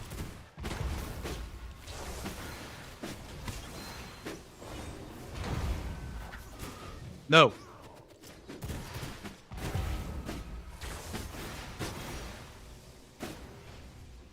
Oh. No. There. Oh my goodness, that was scary. I was getting really nervous. Dude, the axe E and a spear Q just full on.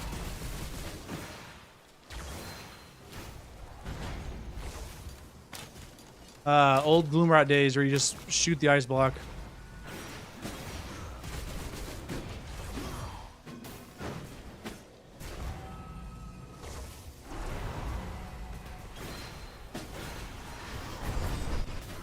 Look at that damage.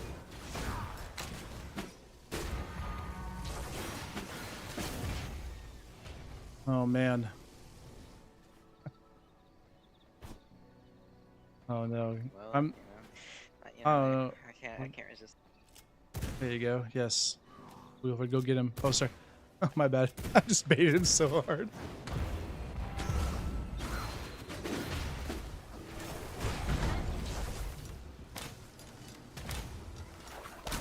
Oh no! The classic. I didn't mean to pistol E.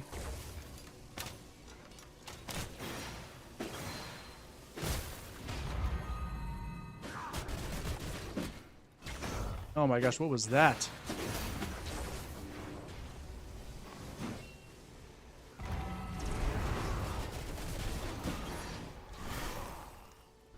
Almost. I keep doing the same thing. We have timing at the same time. I'm just like getting hit by these stupid things. What am I doing? So here's what we're gonna do this time. Not this time. We're gonna pistol Q. That's what we're gonna do, just for the... No!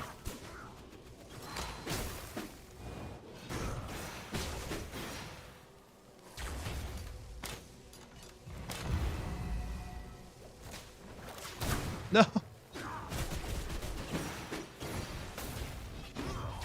I shouldn't have...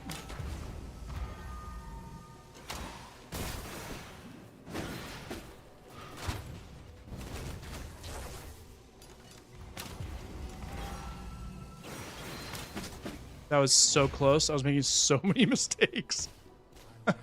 I gotta buckle down. Knight's greeting. Oh man, I'm like, use the brain.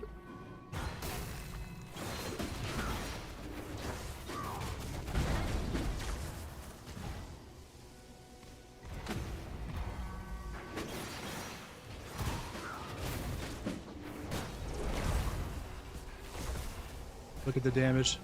What do you do?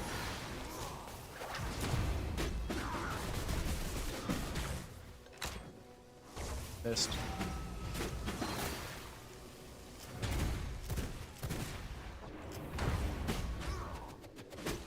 There. Learning a master spellweaver recently. I think Phantasm. People massively underestimate Phantasm, by the way. Obviously, like, Mistrance is cracked. But I think people massively underestimate it in a lot of ways.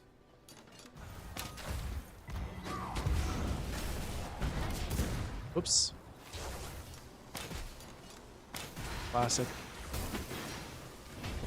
I tried to slasher Q.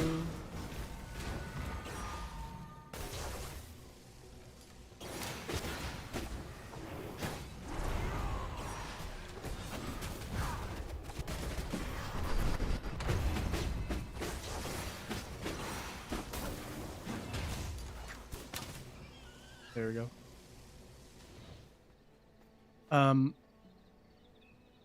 Let's see here. Sorry. Many points made.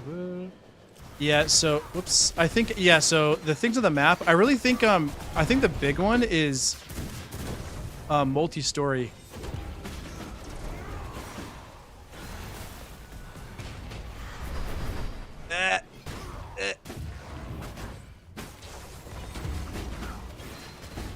Oh my gosh, that combo was nuts.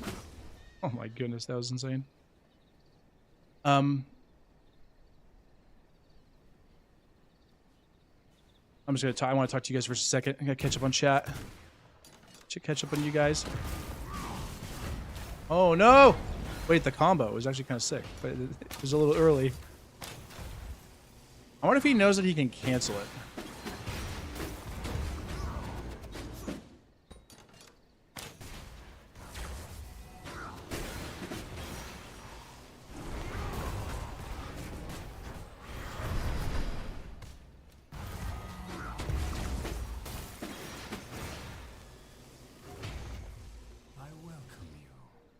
Good stuff. Good games. Good fights. I gotta catch up on you guys. I'm gonna touch you guys here for just a little bit. We'll spectate over here real quick. Who's going right here? Let's go. Yeah, we'll go like this for now. Spectate. Okay. Mini points. Feels some areas you're like, yeah. Why do I go here again? Okay. So yes, this. I almost want to show some of these points on the map right here. Okay. So let me show you some other things. Like definitely like why do we go there again? But another big one is something like this bandit camp. Okay. Maybe I play this game too much. Okay, maybe we've all just played this game too much. But if you know what I'm talking about with this bandit camp, what is going on here? This is the coolest bandit camp on the map. This one and then this one right over here. Literally to the dash. They're so good. Okay, right? So these are like they look really cool. They look amazing. They're in this really cool area, and they do nothing. There's nothing going on there. I'm shocked they haven't put something here or like something big here, like a boss or something big over here. Like this spot right here is literally a boss. Like this is a spot where a boss should be living. It's this huge location and there's just literally nothing here. So for me, I'm like I mentioned, we also mentioned like multi-story POIs, but even just like sprucing up some of these little cool spots. Like put something cool here on this bandit camp, right? Put something cool over here on this bandit camp. And then do the same thing for every area. Why is there nothing right here?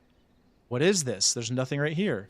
Why is there nothing, let me see here, right? I mean, I know that we know this map too much. Why is there nothing right here on this little spot right here, right? Or this is a gigantic area. It literally, look at this. It's a road going up here. And there's literally nothing on this spot right here. Nothing at all. So please put something here, something of some kind. Put it here. I don't know why there's nothing there. I want there to be something there. So, yeah, it would be great. It would be great. So I understand why Castleheart disables defenses, but still wish defense on upper floors mattered. So yes, I agree in some ways. There's ways to make it matter. There's ways to build in really interesting ways. I actually might showcase a base real quick. Here, why don't you guys want to go see? Let me, you tell me. How to use commands to give you items in the game. Okay, so in this game mode, in V-Arena, there's a couple different commands you know. I don't know if there's like, if .help will help. Let me see. There we go. You can press .help, and it'll give you all these different commands here. It tells you like how to find jewels, how to find other things. Whoops. Sorry, guys. It'll tell you. Let's do this. Let's do this. Let's do a little tutorial here. We're gonna go to the training. .tp4 will take us to the tutorial zone. This is a really chill area if you just want to come here and mess around. Right? Learn how to do some stuff. Right? And then so if you use blood mend, it resets your character. If I type .hurt, for instance, and you know, take. Oh, I just died. Duh. That's not a little too much health. To 500. You know, let's say you're fighting or whatever you want to reset. You just blood mend and it resets you. Bat form will turn buffs on and off. Generally in V-Arena, we don't fight with bat form because it's stupid. When buffs make you so strong that you kill people in like 2 combos, so we just don't fight with bat form. And then obviously like everything else, you're invulnerable in Wolf and like Granny and these kinds of things, but you're not invulnerable in rat form. Not that it matters, but there you go. Okay, and then in terms of like commands, you can type .help to find all this. BP and then whatever blood type you want. So like if I want to be warrior, you type .bp warrior, right? I'm changed to warrior blood. If I want to be scholar, scholar. If you want to do BP immortal, you can be blood of the immortal, like you're Dracula. Okay, yes, that's right. Like you're fighting Dracula, that kind of thing. So just for yeah, obviously we don't play with that. That's a meme, but yeah. So rogue is generally what we do there. And then in terms of like weapons specifically, so if you want to get your kit, like just your basic stuff here, like your armors and stuff, type .kit, KIT. You should be able to get everything there. And then in terms of like these things here, you would type .lw for legendary weapon for purple, then the weapon type. And then you would type the infusion. And then you can technically type in, you have to know what the numbers are of the stat that you want. If you don't know them, just press question mark after the item. Whoops. Wait, that should work. Whoops. Wait, what? What? Is it just GS? No, it doesn't. What? That's weird. Okay, well, it's .lw is legendary weapon. You type greatsword. Let's do this. Oh, it's .greatsword question mark. I bet it's just this. There it is. Sorry, .lw question mark. Okay, sorry. Different solo private server. Oh yeah. So solo private server, you have to do this. Options. You have to enable console. Console enabled. Then you would press this, the tilde key, and then you have to press admin auth, which I probably don't have the ability to. Hey, how's it going, Sholo? If you type admin auth, and then there's a bunch of different things you can be like, yeah, admin auth. Obviously I won't have admin authorization on the server, so I can't do that, I don't think. But you would type admin auth with console commands, and then there's ways to do like add, you can do like, yeah, give item, give weapon. You type give, and then start typing the weapon you want, and it'll give you like a list of things, and then it'll just give it to you that way. So that's how you do that there. Let's go ahead and do this. Turn this off because I always press it on accident. And then, okay, sorry. Make a maze of doors, force them to key you, costly compared to time breakthrough. Yeah, exactly. The maze of doors is just silly. And then you've seen people who just do like the bushes where you have to kill every single bush in your entire, like in the maze to make it even worse. Nightmare mode. Seems uneventful on the flip side. I can see if you make it the heart, then should be a point. Wait, should be a point. It's a double-edged sword. Yeah, true. Back to the map POIs. There's so many utilized structures around the map that unutilized structures around the map that'd be a cool area, like the sacrificial area. Yes, sacrificial altar or site anyway. The destroyed castle in the middle of the map. Yep, and the scarecrow areas. Yeah, remember this destroyed castle? Remember this right here? Actually, used to be like there, but yeah, I mean, there's so many different things. But yeah, there's like this one, destroyed castles all over the place here, the one over here. They really should make those something. That would be really nice. Here, I'm going to show you guys something real quick. Let's go ahead and hop on another server. Loot blocking is the dumbest thing, okay? I'm going to go Devil's Line here. So this is a no-wipe server I played on. I tried to record a bunch to do a series on, but there was simultaneously too much footage and too little footage. So like I would record and nothing would happen, and I wouldn't record and like key events would happen. And so I was like, it's like, obviously you have to record everything, but like going through, I played on the server for like months. This is a no-wipe server. I played on it for like legit months. Since then, everyone's moved on pretty much. You know, no one plays on the server anymore. Really, there's probably like 2 people on right now. These are new guys. But so this is the first PvE PvP castle I've ever made. Okay, so we'll do a little base tour here. Oops. And show you guys some cool tricks that I did, which, I mean, they aren't like good, but they're interesting. So this front entrance, I copied this from Nova. Nova, if you ever end up seeing this, I totally yanked this from you. I give you all the credit. This is such a good entrance for this plot. This is where we are. Bloomerat plot, right here. This plot, super nice plot, by the way. I actually really enjoy this plot now after playing on this for like a month. It's actually a really cool plot. And yeah, so obviously if raid comes, I get rid of this stupid crap, but wanted to make it look kind of cool in the entrance here, but also like still be raid usable. And you come back this way. So like obviously all the way back here is all staircases. So they have to come back here to fight. Banshees on this side. Servants on this side. Golem right here. And then I have a lot of tricks, okay? A lot of little tricky things. So you come up here, right? There's a nice little spot to hide. You can access any of these staircases to spam, right, from this side. You can also obviously run through here if you need to. And then up here, you can just come back to like your main choke point right here, right? And so then, if you go up this way, so then you go over here and there's nothing that way. Okay, so check this out. So this is like back towards the main entrance. Somebody broke this. I got offlined like forever ago because I just haven't played this in a billion years. What's up, Scales? How's it going? Actually, I have a reason to build decor items to give a buff to servants. Maybe, yeah, that would be cool, Medieval, honestly. As long as it's not loot locking. As long as it's not loot locking. It's so stupid. Why is that even a thing, dude? Like, easy. That's such an easily fixed thing, but anyway, come here. Here's the heart. Here's the back. But usually, the way Nova did this is he put his stairs right here in the back, which normally would make sense, right? Let's go ahead and do this. Toss some blood in the heart. I haven't been here in a while. Oh, somebody. Oh, my duo. Yeah, he filled it in. Okay, that's nice of him. Okay. So we go this way. And I tried to make this... my idea with this castle was to make it kind of like a cool, tricky kind of thing. It's not ideal. Obviously, it's not meta, and I'm showing you this, so like, whatever. It's not really going to do anything here. But imagine somebody fights in. They fight all the way to the heart. This actually happened, by the way. I have a recording of this. They fought all the way to the heart and keyed me. But it was the whole server that was fighting me at once. It wasn't just two people. It was... literally everyone versus me and Grim XV. So then I have a fake little hallway here with his repair mats over on this side. Just hiding there. Seems like a weird thing, but there's not really any way. If you get keyed, they have to jump up here. But jumping up here from the stairs, but jumping up here doesn't actually give you anything other than that box. So that's one thing. I hit it right there. There's no other way to access that other than like going around or jumping up. Yeah, see, they broke this to get through. I have to put that door back. Okay, and then the way up the stairs, the way up to the top floor is actually over here. Which is such a weird thing, and it's like not ideal, and if they know it's there, obviously that's not going to work out well for you.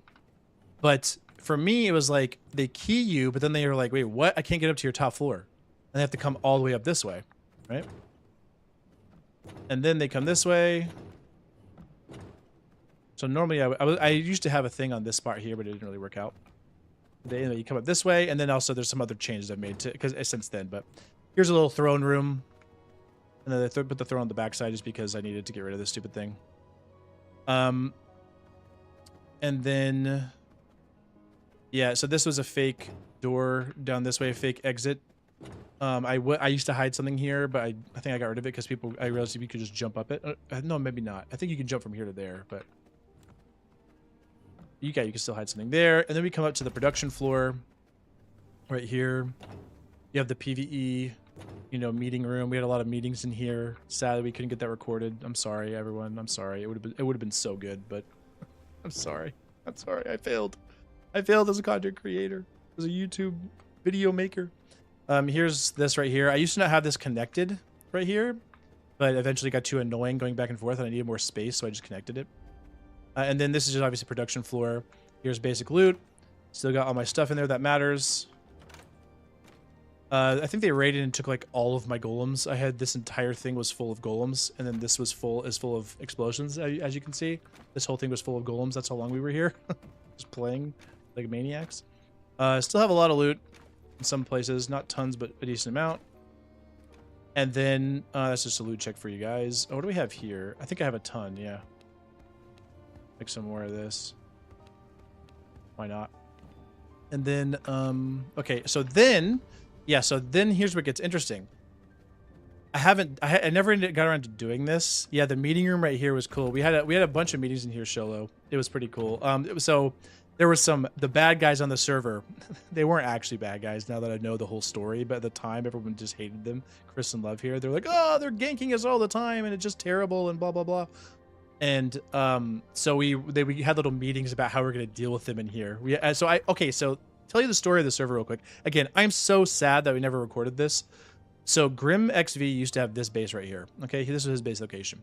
I hopped on the server. I was like gonna just mess around, but the server was a mix of veterans who were chill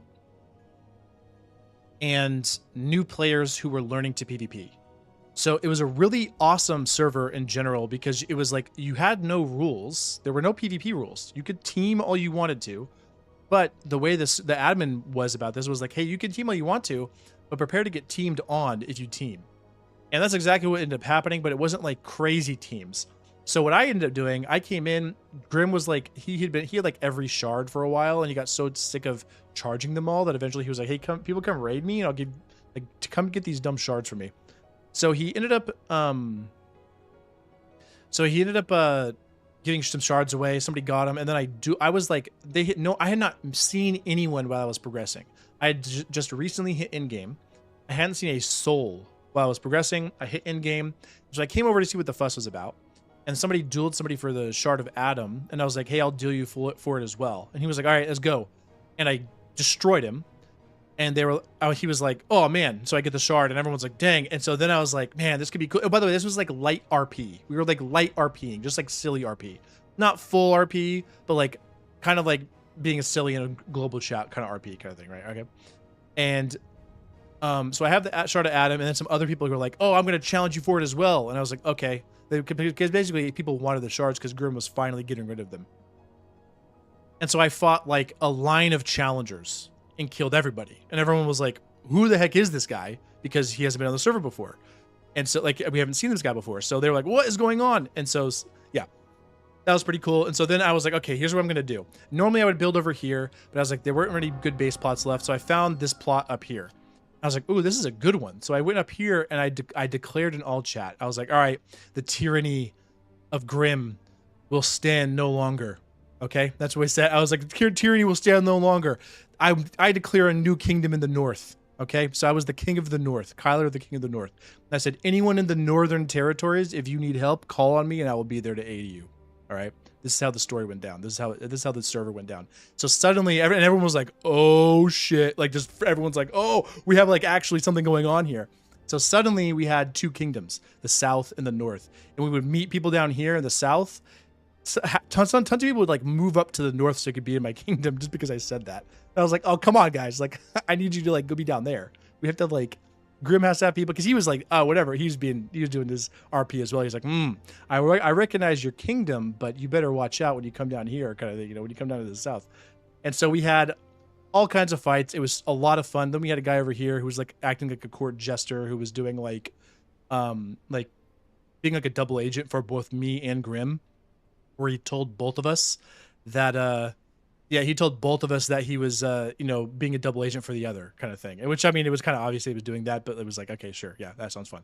So we had all kinds of stuff there. And then Chris and Love, these two here were like the villains of the server. People were up in arms about these guys. Oh, they team like crazy because they brought in a couple more. And I found out who they ended up bringing in. I had no idea who these people were because a lot of people were under aliases. Chris and Love weren't, but I never met Chris or Love. And then the people they brought in were under aliases. And I was like, I had no idea what was going on. All I have is the word of these guys saying, oh, they roam as 4 and they kill people at rifts and they just like team on everybody. And they teamed on like this guy over, his name is Jig Jam right here. Yeah, they team on Jig Jam and he used to be up here. It's just so much BS. And I was like, oh, okay, well, what are we going to do to deal with this? And so we come up with this big thing and end up doing this crazy thing where I'm like, okay, here's what we're going to do. We're going to do, if you've ever seen Attack on Titan, we are going to perform the rumbling. And so we got like everyone on the server. The goal, I was like, this is going to be fun. Okay. I wasn't trying to like full team. I just want to do something silly. And so I got everyone on the server to come to this army outpost and we all dropped like 40 golems and marched up this way, the rumbling like Attack on Titan, right? We marched up the road to their base. We were supposed to be raiding as like 20 people in golems at once. But the second people got out of their golems, they actually like try hard raided to try to come in here and kill them. And I was like, oh, this isn't fun anymore. But so eventually I got to the point where I was like, okay, whatever.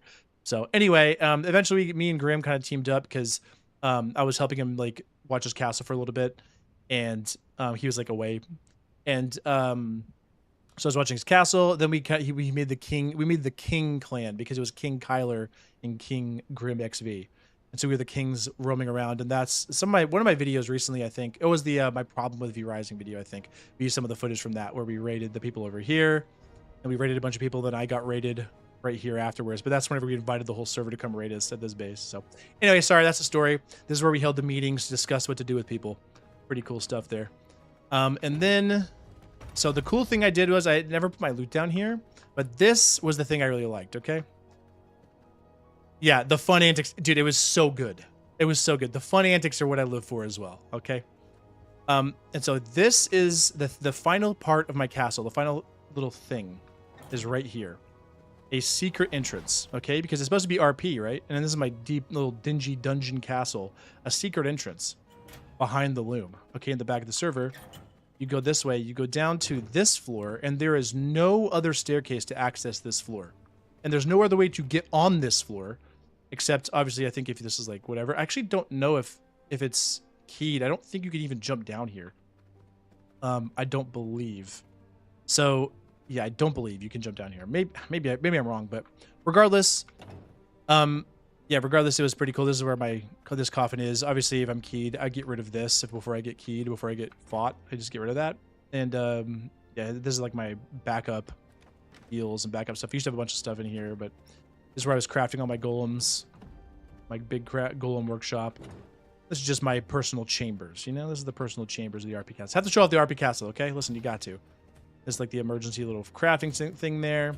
Anyway, so this is a cool concept, I think. And then I obviously have like this back door I can jump out of if need be, and like bat form and to land and come in. And so anyway, yeah, I think there's cool things like that on castles, and some of these castles you could try to get away with if you made it like specifically for raid, where you make like a weird thing like this where you go down a floor. But yeah, I don't know.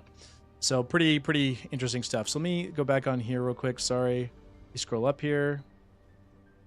Okay, where do I play PvP these days? Game feels dead. Sorry if you're gone here. I'm a spider, but generally, if you're on NA, check the V Rising official Discord to see when servers are wiping. There's a few. The Crypt wipes a lot, then officials will wipe, and then Sanguine Rain has been wiping as well. Sanguine Rain wiped tonight, I believe. The Crypt is wiping in like a couple weeks or so, and then some officials have wiped. So generally, whenever there's an official that wipes, there's usually like a duo and a squad server that pop off, and then like Sanguine Rain that's been doing pretty well in the wipe days, and then it kind of dies after a couple days, but it has been anyway. And then the Crypt also, I think, has been popping off like crazy for the past little while. Okay, and then loot locking is dumb. Yes. Yeah, recording is hard when it's real-time footage. Yeah, so I was recording everything for a while, like I said, and then I just eventually got to the point where I literally had, I was getting to the point where I was running out of disk space. I had like 40 hours of recording, and like 20 of those was just nothing. Not even 20. I don't even know. 25 of them was like nothing happening. It was just me farming. So going through that and finding like which of the recordings has that one moment and getting rid of it would have taken me like months to do. And so I had to come up with a different way. I'm like, there has to be a different way of me go about doing this and stuff. So give me just 1 second. 1 second.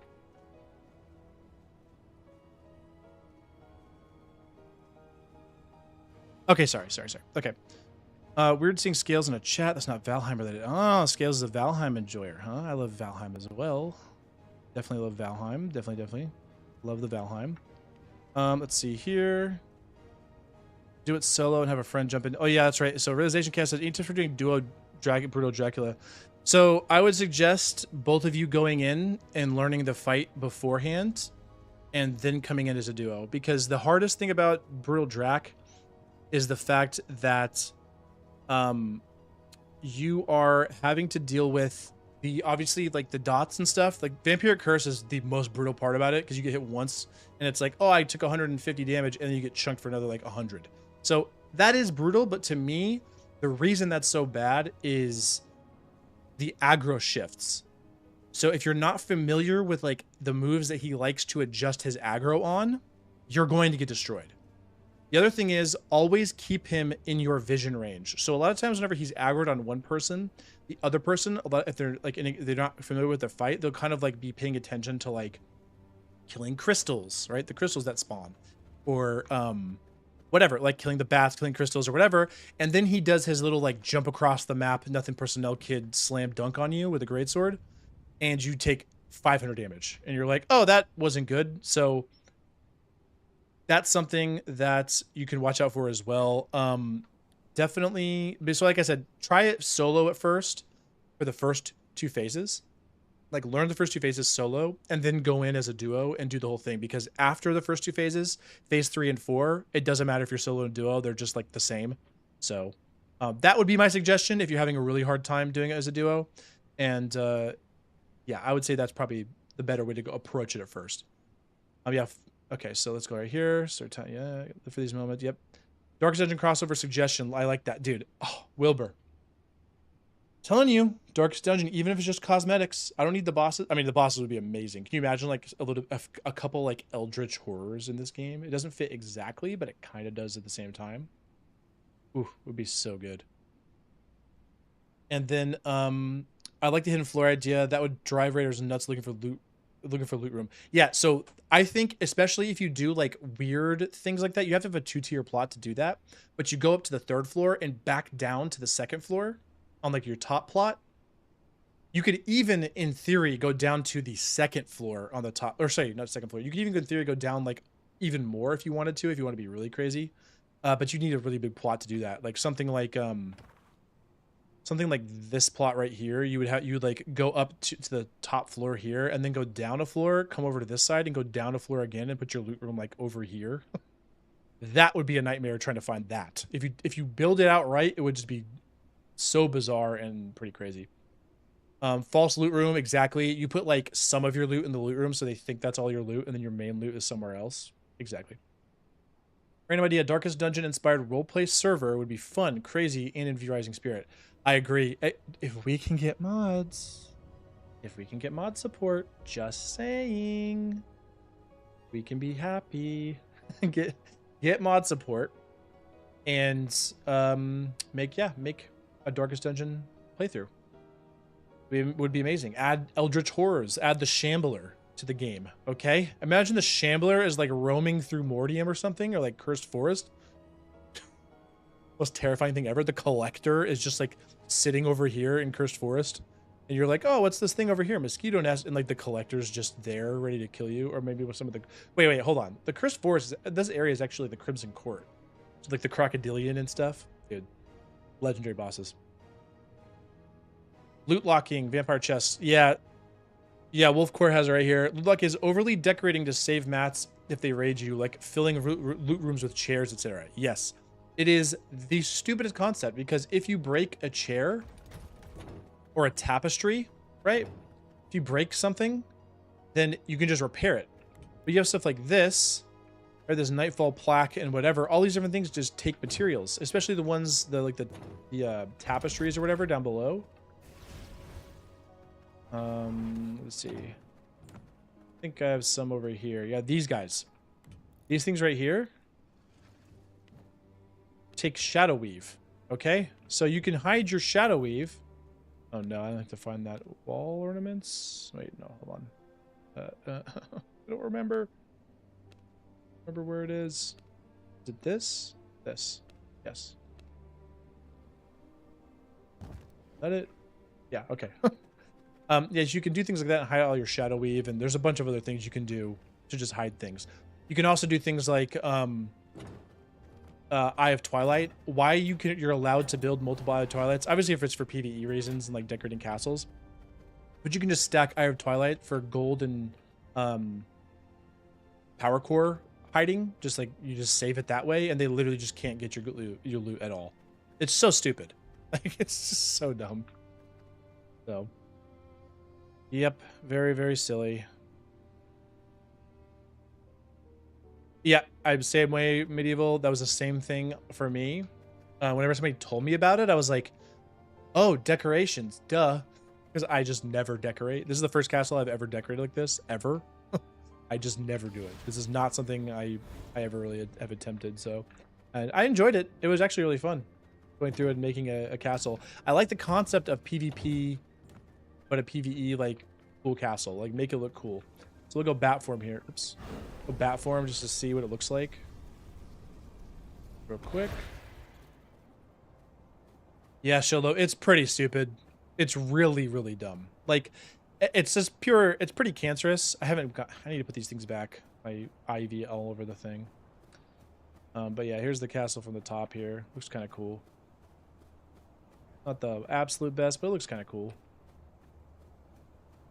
I need to go check my garden, because I have an indoor garden over here.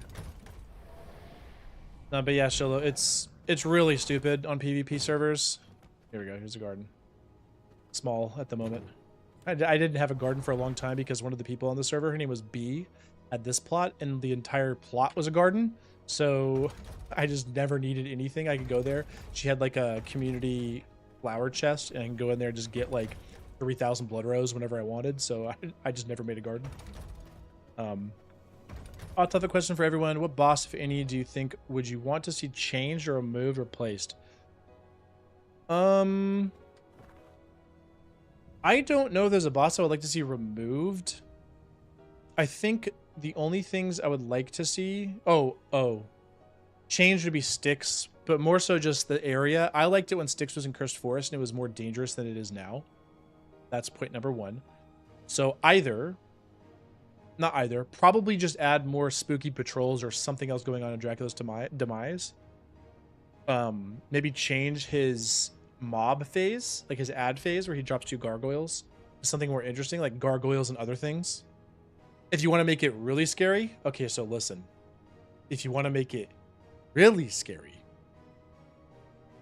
you make it so whenever he does his thing where he goes up, there's a constant stream of Draculan mobs that drop, okay? Constant stream of Draculan mobs. So you're literally in there and like the 2 gargoyles drop, and then like some succubus drop or dark temptresses drop, and then like blood prophets drop, and then more and more things just start dropping. So you have to like, it's like a race to the end of it. That would be pretty freaking cool. Do you think we'll go past 90 level mark in T1 or in 1.1? So I actually think we will. I'm not 100% sure, but I actually think we will. I have the same question. So I want to do an interview with Jeremy if possible. I have a bunch of different questions I've been compiling from both like the community and just myself that I just have. If you guys are interested in adding that, go into Discord. So check out. I can post my link to my Discord. I probably should post it in my description. My bad. And in the general chat, you can just at me in general and post whatever question you'd like to ask. And I'm going to try to get like community questions, and I won't be able to ask everything, and especially because some of the questions I've seen people ask before are kind of just not really, it's just bad, but just not good questions. So it'd be things like, can you make it so we can be a dragon or something like that? And you're like, what? I'm not going to put, like, I'm not even going to bother asking that because it's just like so out of touch with the game that it's just not even worth asking.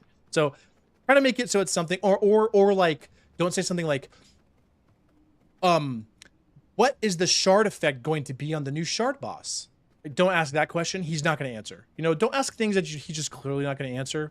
And he won't answer things most of the time if it's not in a dev blog, but there are still questions we can ask that are really interesting. So if there's something interesting that you would like to know, whether it be writing history, dev philosophy, that kind of thing, I would love, like, that's the kind of thing I'm looking for. I'm going to ask about.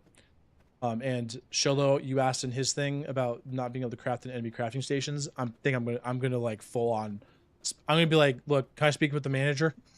I'm going to speak with the owner of the store here. Okay, please. We're going to need to go ahead and fix that. Cosmetic wings. Exactly. Cosmetic wings. That's the kind of question I want to see. So like that, hey, cosmetic wings, or what do you guys think about adding more cosmetic packs more frequently throughout the year? Like, even if it's just cosmetics, it doesn't have to be whatever, just push a little cosmetics into the game. Like I said in the most recent thing, also, release the hat pack, dude. I want to be able to wear my lurker mask. I want the lurker mask. I want the lurker mask. But yeah, so one of the questions I was going to ask as well, realization of chaos. One of the things I was going to ask was actually going to be about 91. I was going to ask that because there are certain things I have seen him answer about updates that are not in the dev blogs that are like not gameplay impacting to a point where they are like actual leaks that are going to ruin the game or like spoil things. So like increasing the eye level potentially is one of those things. Like if I ask that and the answer is yes, I wouldn't be surprised if he just said, yeah, I think we're looking at rebalancing some of that stuff.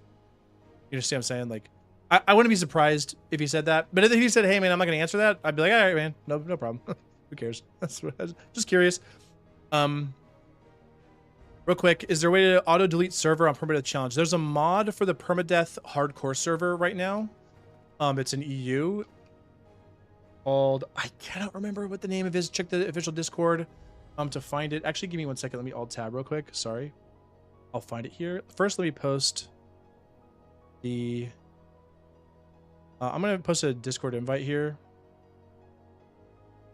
Oh, hidden cannot copy. Whoops.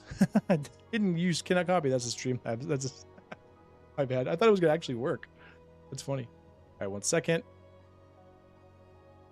There you go. There's the Discord if you want to hop in and talk and chat to people. Okay, and then that was pretty funny. So the other thing was, what is the name of this server? Nightbane is called Nightbane. The hardcore server is called Nightbane, and it has a mod on it right now. This is to Wilbur, where it has a mod where if you die, it deletes your character and kicks you from the server. So I bet if you used that mod in a private world, it would probably do the same thing, because if it deletes your character, I'm pretty sure the character is what's tied to the world itself. So it would likely just delete everything. So, check that out. Maybe ask the mod there, or the admin on that server. It's on Nightbane. Check the official V-Rising Discord for that. Maybe ask the admin to see if he can like point you in the direction of that. Okay, so change Ben the Wanderer locations or remove him. Hey, I don't blame you on that. I got to the point where I'm pretty used to it. On like normal mode, it's not too bad. I can kill him at like a level 50 and deal with all the area mobs and surrounding mobs. But I agree, the fight can be miserable in the right circumstances, especially on PvP. If you get like ganked and you're about to do it, it's just pure devastation to your morale. So delete Angora and Adam. How dare you? Oh wait, Angora because I know you don't like spiders, Sholo. That's right. That's right. Okay, I guess I understand where you're coming from. I actually love the Angora fight. I've loved it since like early access. It's one of my favorites. It's hard, but not hard. It's like a fun one to be good at. And then Adam, I'm sorry, but he's actually my favorite boss in the game. I know people despise him. I know they do. He's my favorite because he's the only boss in this game that still keeps me on my toes. Every other boss, including Brutal Dracula, does not keep me on my toes. Once I realized that I was good enough at Brutal Drac solo to be able to beat his 4th phase from full HP with like, maybe I get hit once, maybe. Once I realized that, I don't know. I just didn't like, he's just not as hard. And I was like, okay, well now I just don't worry when I fight this boss. Like obviously you have to try. You want to make sure you don't die in 2 hits.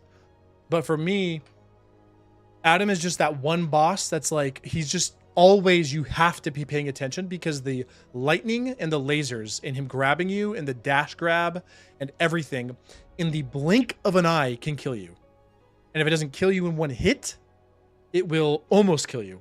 So that to me is why I think he's the hardest boss for sure, which is another reason why I really enjoy fighting him and doing well on it. Cause I'm like, I know I'm actually having to try. So, which is love it. Summons with the Betrayer. Like summons with the Betrayer. Sorry, Chaos is a little bit late on this. I apologize. If you can repeat what you were referring to on that, I'll answer you. Speaking of cosmetic wings for sure. Terraria collab when? Hey, exactly. More and more and more. More cosmetics. I think it's feasible for us to get more movable parts in the game. Like being able to make radium at the tech factory. Okay, now you are speaking my language. Okay, this is another thing that I actually had an idea for. So here is my concept for this. I've totally forgot to include this in my things that I want to see changed. So obviously you could put it in other game modes if you wanted to. You could maybe it's a setting you could enable, but what I want to see, Merciless PvP is a pointless game mode.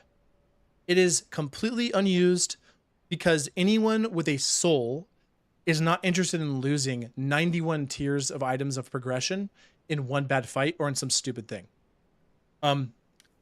So because of that, what I think they should do is make Merciless PvP the place where you try interesting things out. One of the ideas I had for that was make it so gear spawns in containers and caravans. So like if you find a gold chest, it can have a copper spear here over in this location. If you find a caravan, it can have iron axes or like just something, right? So it can have iron axes, it can have all kinds of stuff. So that's caravan can have whatever. It can have armor sets, it can have amulets, that kind of thing.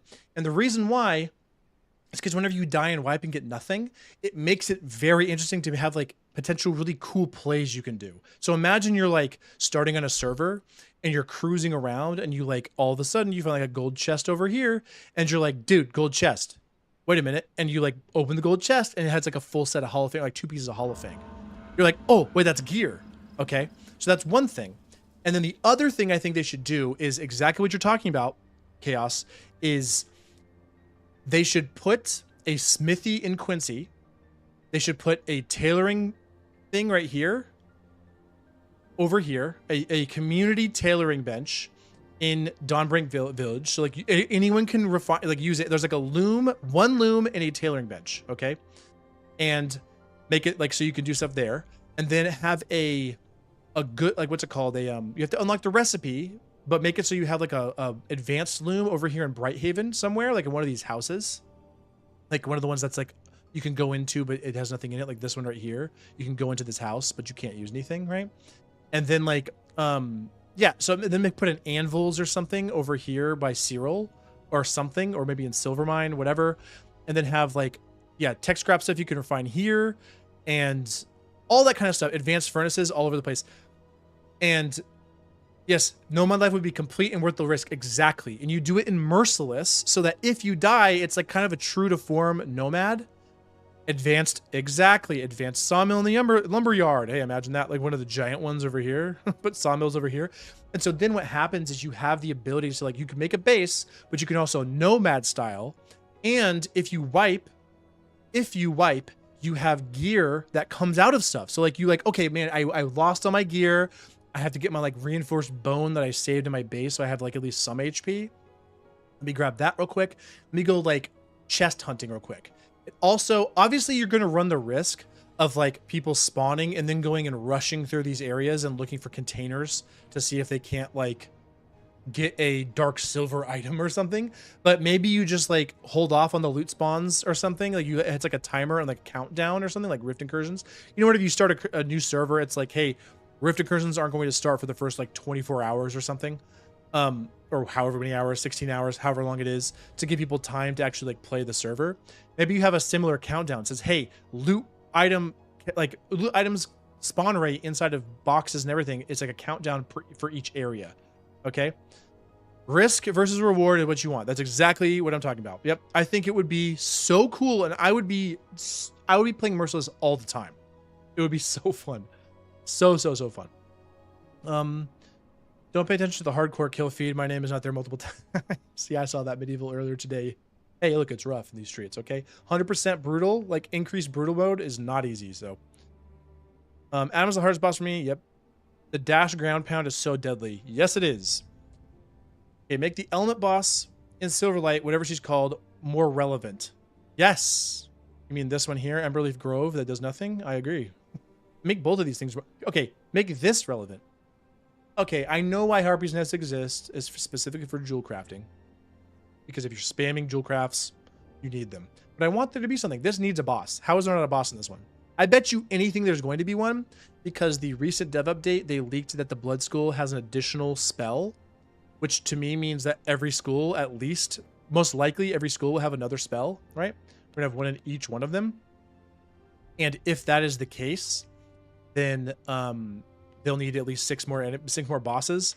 And while they may have 6 bosses in the new zone, I mean, they could. I feel like I think it's gonna. If I had to estimate, the new zone is gonna be around like in between Cursed Forest and Silverlight size, about this size right here. And if that is the case, you could cram 6 bosses in there, but I have a feeling they might not, because there's also gonna be base plots in there. So obviously there's a bunch of bosses in Cursed Forest, but I think they may put them. Maybe we'll see some other ones around the map, right here, maybe. Who knows? But yeah. Okay, talking about Styx sending lots of ads while in the air. And we were saying it was summons with the betrayer. Yes, exactly. Yes. So summons, exactly like summons in the Styx thing, where like just slowly but surely they get added throughout the fight, make him a little bit harder. I think that'd be great. I think Frost Barrier is busted against him, and it kind of just is goofy. You just kill him too fast. Okay, yeah, so it says Nomad life would be complete and worth the risk. Yes, absolutely. I totally agree. Would be amazing. And yep. Do you think they should add a level experience mode? There's a mod for it right now. It would be cool if you could put it as a setting. I think that would be cool if they like smooth it out. Would be really cool. I mean, I like the RPG mod conceptually. I like the RPG mod. The last time I played it was on the 1%, and my one issue is it felt like I had to kill so many things to level. It was kind of insane. So I got to the point where I had killed every boss in Farbane and got Merc Iron or Merc Copper, and I was like, I think I was level like 27, 25, something like that. So it was like, it was brutal. So I don't know. I was just like, man, I have to like be farming more. I was like, I tried to go back and like farm bosses, which is a cool concept in some ways, but to me, I don't know, maybe like smooth the level, like the experience needed to level, maybe smooth it out a little bit better would have felt probably better for me. I don't know, maybe not. Make it, yeah, risk versus reward, make it fresh and enjoyable. Yeah, talking about the merciless merciless PvP settings. Yeah, I agree. Risk reward, and again, like I said, no one's playing merciless PvP anyway, so go wild with it, right? That's the way I see it. Battle Royale mode in V Rising. So Wilbur, that actually exists in V Arena. Is called Battle Rising. It's basically Battle Royale mode. Oh no, Battle Royale mode. Sorry, it's a PvP. Like it's basically Battle Right in V Rising. But yeah, actual Battle Royale. That's another thing I would love to see. Something like that would be so cool.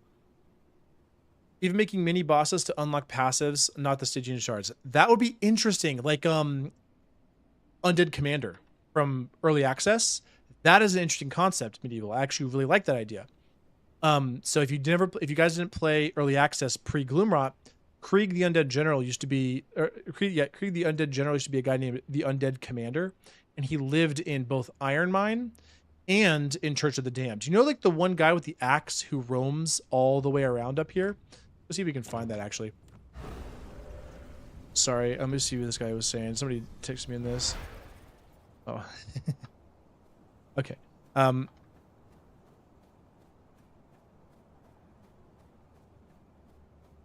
So just saying hi to him real quick. So let's go over here real quick. So we'll go to Church of the Damned. So if you go right here, there's a guy over here who's roaming around this area. He's one of the Axe Bros who's just sitting here. Who's just roaming, like he roams from all the way up here. That used to be a miniature Krieg. And you would fight him for the General Soul Reaper recipe. And drop right here. So you can find him real quick. All right, so let's see if we can find him. There he is, right here. This guy. This guy right here used to be the Undead Commander. There he is. Look at him. So he goes like this, and he'll turn around. He'll walk like up this way. So that used to be the other version of Krieg. He was like a mini boss. He wasn't quite a V-Blood. So that I like the idea of making that the way you unlock passives. That would actually be super cool. That's a really cool concept. I actually like that a lot. Something like charging the batteries for other types of mats is what would be great. Like a refinery for dark silver in the mines that you have to provide ore for, and you have to keep the fire going. Interesting idea. I see what you're saying. More interactive things like that.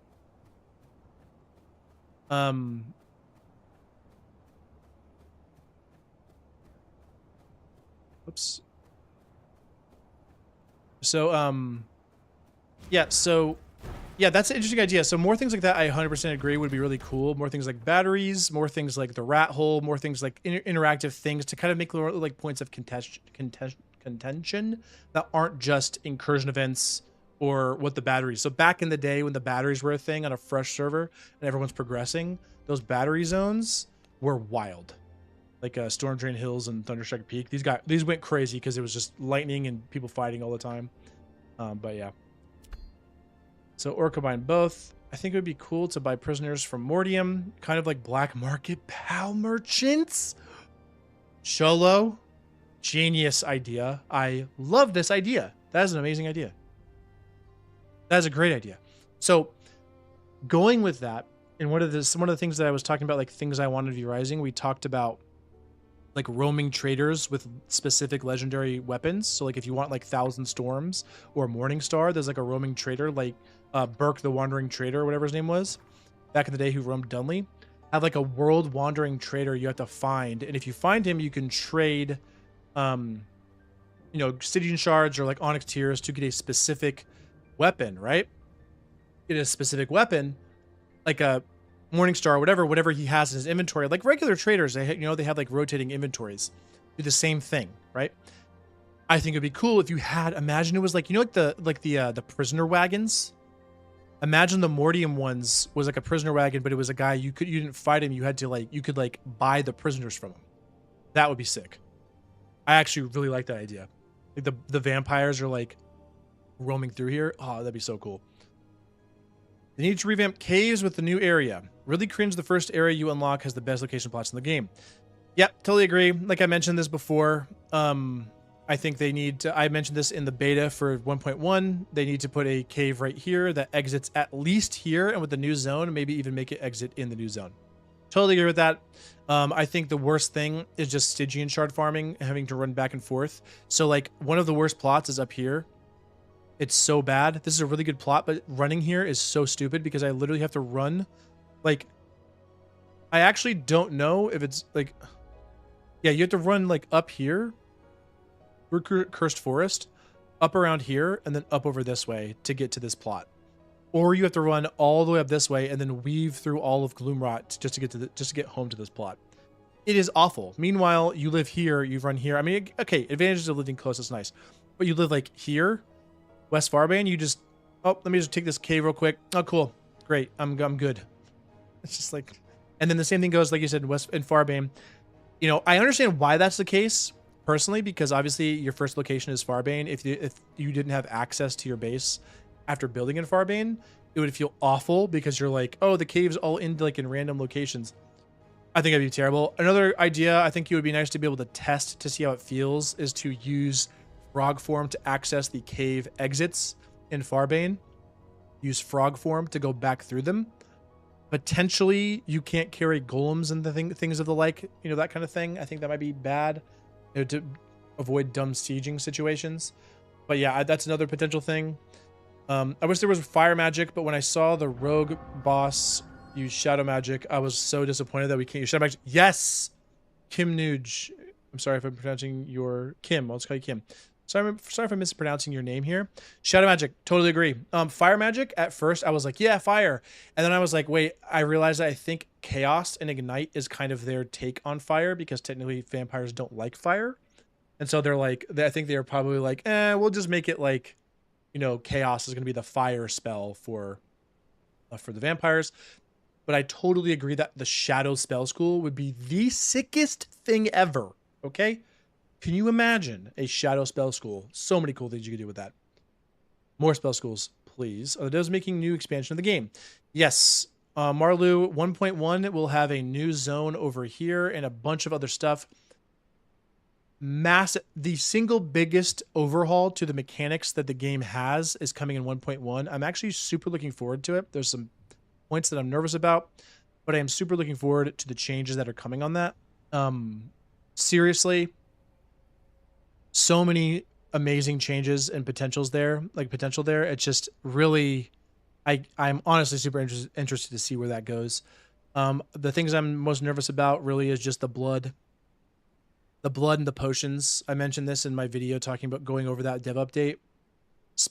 It just, there's so much potential for it to be really to make in-game even worse. If like obviously we're gonna have we're gonna have stat caps, but it doesn't matter really if you have stat caps if your blood goes from having 4 abilities to 6 abilities. So like, okay, yeah, my stats are capped, but I have more stats. Like it's not, instead of like I'm running a rogue where it's like, oh, I have crit strike, move speed, veil does, veil recovery rate, and exposed damage. Well, now I have all that. And okay, yeah, my stats are capped, but then I also have like warrior stuff as well on my blood. It's like, okay.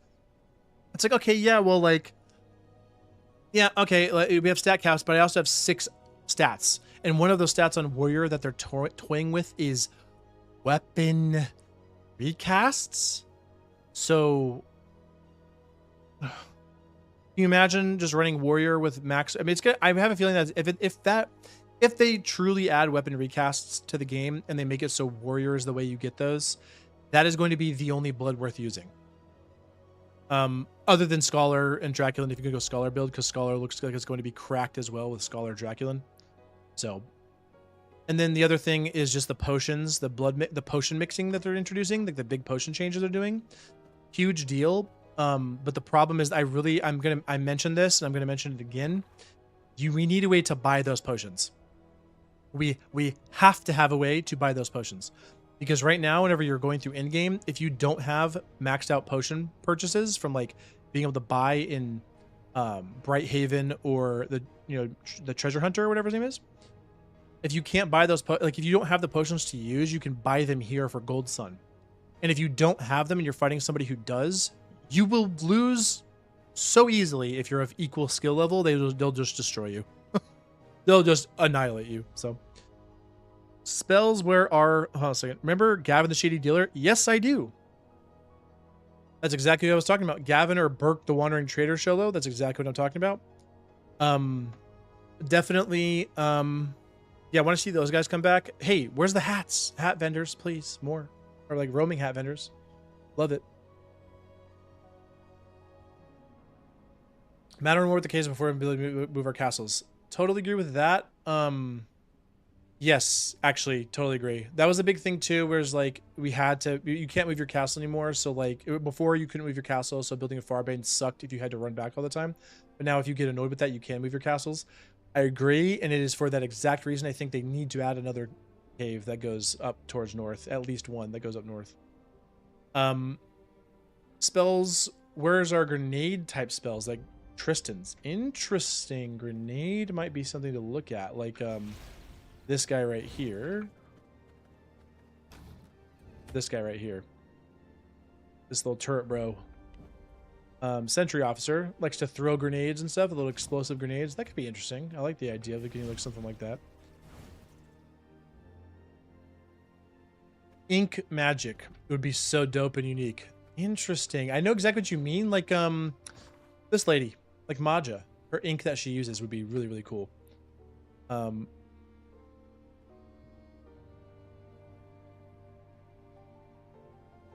Yeah, so yeah, ink magic could be cool. Maybe like combine that with the shadow though, like almost like shadow and then like the inky kind of stuff where you're doing interesting stuff like that. Be cool.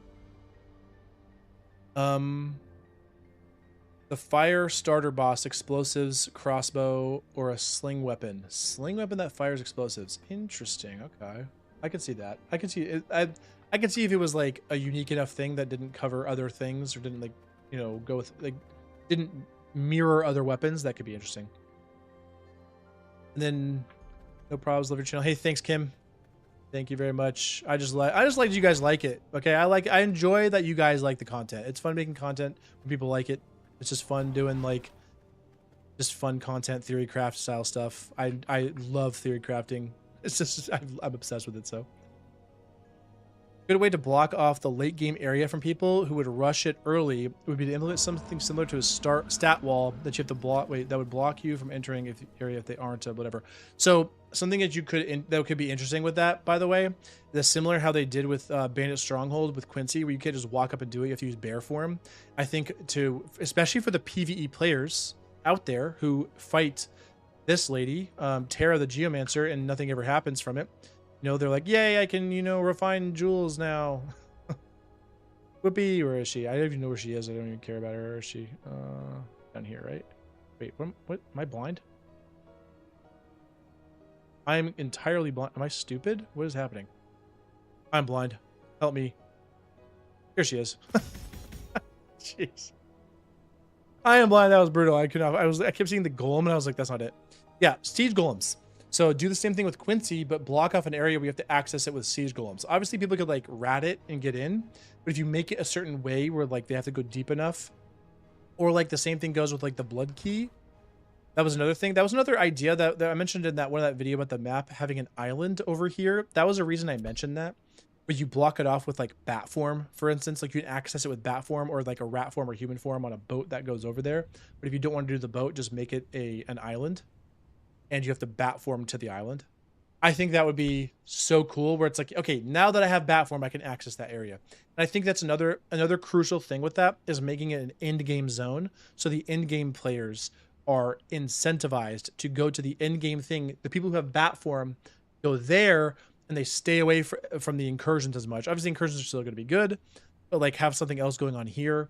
So they stay away. They don't just like farm noobs or like low level players around the entire map at 91 because they're bored. You know, put something over here as well. It'll be super cool. Actually give Grim armor worth HP. Yeah, give Grim worth HP. Actual tank armor, I feel they are afraid to give the uniqueness of armors. Yeah, I agree. But I have a feeling that your wish will be granted next patch, Wolf. And the reason why, there's a couple of reasons. One, because Creature Blood is getting bonus HP, and it looks like the bonus HP they're moving away from flat HP and they're moving to percentage HP. And in that update, they showed that weapons, the max roll currently on weapons for percentage HP is 10.5%, which means at end game you're getting 100 HP on your weapon instead of the 50 HP. Which, by the way, I'm going to rant on this as well. Red Twins originally, so they give you 50 HP. Back in beta, we actually the Dracula armor, the HP we ended up with was like 600 something, or like a low 700 or high 600 was with Dracula armor. And everyone said the HP numbers just feel really weird. Can you rework the HP in the game? And so they reworked a bit of like math scaling and HP numbers to make it so we were at about 1,000 with our Dracula armor. But then they forgot, I mentioned this, but they forgot to then go through all the things that give you bonus health and then rescale those as well. So before they did that, Red Twins, the 50 HP was almost 10% of your max HP. Then they scaled it to 1,000 HP, and suddenly they just like oopsie daisy nerfed Red Twins HP gain. Obviously, Red Twins is still cracked, but you know, you see what I'm saying? Like other weapons that you may get HP on are not going to be as good because they accidentally forgot to go and rescale those stats. But regardless, so they're not going to make it percentage HP, which is a great idea because that'll actually scale with you throughout the game, which also makes blue items a little more interesting as well because percentage HP is pretty cool. I'm thinking max HP percentage is probably going to be around, I don't know what it's going to be, but 10.5% on a weapon. I'm going to guess we're looking at something like 30%, maybe 50%, between 30 and 50. If it's 30%, you're going to be having 1,300 HP vampires running around like monsters. So imagine the damage reduction HP from Creature Blood mixed with the parry option that's coming to Brute Blood. You're going to see some scary tanks. And because Brute is getting reworked the way it is, I have a feeling that Grim Armor is also going to see some reworking as well, Wolf. So that's why I think, honestly, I think we're going to see some Juggernauts running around in 1.1. It's going to be really, really scary. And yeah, so be prepared. You heard it here first. That's my prediction. I could be wrong. That's my prediction. Certain level, like the latest Zelda game. You know what? I played some of Tears of the Kingdom, but I never played through the whole thing. Sorry, I'm a terrible person. I got too distracted by Rising. Oopsies. I was looking at the bosses, and I thought it was interesting that there wasn't a Van Helsing boss. Yeah, I think the Van Helsing's supposed to be Tristan, and in like a combination of Tristan and the other vampire hunters, where like they're supposed to be like the ode to the Van Helsings. But yeah, like a true Van Helsing boss. You're dead on that. I mean, Van Helsing is the vampire worst nightmare, right? So, yeah, you're dead on there. Basically, another range weapon option or support role with grenade types. It'll be interesting, like explosives, like throwing like timed bombs. That's a really cool concept. I would love to see how they could implement it to see like how it would feel. I would like to see what that would feel like. I think Terra should be a boss in second Iron Mine, like roaming back and forth between the two areas. Wait. An Iron Cave. I thought you meant roaming from where she is all the way down to Iron Mine, and I was like, that is a crazy route, but hey, I'm here for it. Yeah, so this right here, great idea. Ooh, what if she burrowed? Wait, what if she burrowed from location to location? Location to location. So like she's over here and then she like just burrows down and comes up, pops up over Iron Cave so she's not on the road. That would be so cool. Yeah, that's a cool idea. I like that idea. Speaking of boats, having a pirate unit would be interesting. True pirates. Yeah, like exactly like pirates over here on the island, or make the island down here, this gigantic area over here, for sure. Would be so cool. Would be cool. Definitely would love to see that, but oh man, yeah, definitely so many cool things I would love to see. So again, like I said, if I'll update the description really quick. Let me edit this real quick. Can I even edit from here? We'll post this again real quick. Here's the Discord link. That's linked to the Discord. Let me see if I can update the description from here. This should work. If it doesn't, oops. But if you have any questions that you want to ask to Jeremy, feel free to just at me in the Discord, and I will I'll respond to it or try to work it in. Aircraft stuff.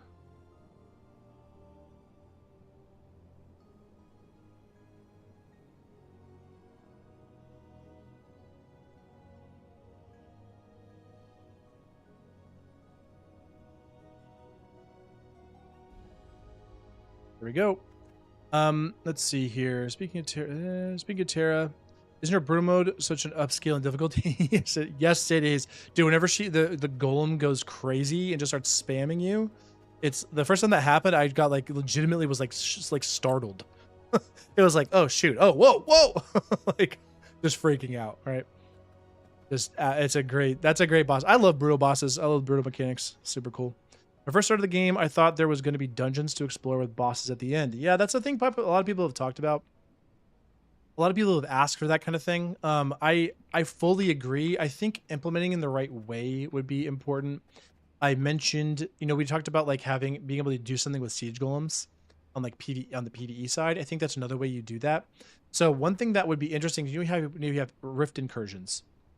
They show up on the map of where they are. I think it would be cool if you had like incursion style events in like almost like a dungeon area around the map, and it just said like, hey, in this much time there's going to be a dungeon here opening, and you would then like raid it. You have to get a golem, go over, drop it, and then it like makes another point of like PvP contention for people raiding the golem, raiding the dungeons. And then you make them in different areas. You also have like low level ones for like the bombs, so you actually have something to use the bombs on as well. And then you put them in areas that aren't used. So like this area right here, make this a big dungeon, right? This area here, make it so you access it from like this location. This is, what is the cemetery? Yeah. So maybe like the cemetery, like on both sides, you can come into the cemetery, and there's like a little dungeon here. So whenever the timer goes off, you can come in here and raid this little dungeon here. Same thing like on this area, there's a bunch of space over here, or just put it on, somewhere on this side or up here or whatever. Obviously they're going to be using this later on. But or soon, like maybe something right there. You get what I'm saying? Like use these little areas that are open, something like this, or like even this area. Make it really like this, like the dungeon raiding thing, where it just goes all the way down. It's like underground kind of thing. That could be cool, super cool. So yeah, that'd be really cool. Let's be honest. Probably mod support would be the only thing that could make some kind of ideas become real. Sadly, I agree with you 100%, Wolf. 100% agree. It's just for sure that is what's happening. We are in desperate need of mod support. If we had true mod support, I would love the type of things you could do with this game. In this game, it would just be amazing. But yeah, I will say this. I know a lot of people were kind of like didn't like the idea of what they've shared in the first dev update with like what's it called, with arenas, like PvE arena stuff in your castle, but it's honestly very good. It's kind of semi mod support in a way for at least for PvP side, and you could potentially do a lot of really cool stuff depending on how thorough they make it. You could do a lot of really cool stuff, like make like boss rush mode inside your castle. That kind of thing seems like something you could probably do fairly easily with that. At least with right now, you can even do that with mods or just admin commands. You can spawn in bosses. But combining that with like arena stuff that'd be a really cool touch. So they need to give us a reason to go to the graveyards near the beginning, like a door or something. Yep, totally agree. Very much agree. Something more to go to different areas would be fantastic. Like I don't know if you mean these cemeteries here, or if you mean like the initial like tutorial zones. Imagine there's like a final boss in the tutorial zone and you never knew it. It was just yourself all along. Just kidding. We need a reason to go to most areas. Limit the loot pools to those areas. Yeah. Yeah, I think one thing to do to fix that very easily is improve boss loot drops. To give us a reason to go farm certain bosses again. I also, yeah, so for instance, there could also be something tied to the boss where like if you've killed the boss before, then killing him again will give like an increased amount of XYZ. Obviously, you're going to run into situations where people are trying to progress and some 91 comes down to kill, you know, some boss down here in Farbane and just slaughters everybody. So that's likely why that's not a thing. But I think at the very least, the end game bosses like Styx Plus should billion% have that function of you should be able to farm these reasonably for greater Stygian shards, purple items, all that kind of stuff. For sure. How feasible do you think it'd be for the incursion to be implemented with the other factions like militia forming and attack force and transcendum testing? Yep. I think that's exactly what they need. I mentioned that in one of the videos that I made was we have these incursions, but having other events like that tied around the map where it's like, hey, there's like an outbreak of guys over here in Transcendum location, and it just like happens periodically, and like that whenever you clear one of those events, it gives you a big loot drop. Could be really cool, but you would have to make it so the enemies are like difficult, because it would be kind of silly to just make it so you could walk in and clear a little like mini incursion and just come out with like 50 radium or something. Would be just kind of stupid. So it would defeat the purpose of like farming for real. So if you had a good like, I don't know, a system in place or like some specific loot that like would be a good thing to get from it, or something that wouldn't keep the farming, it wouldn't like negate the power of farming. That would be ideal to do that, in my opinion. So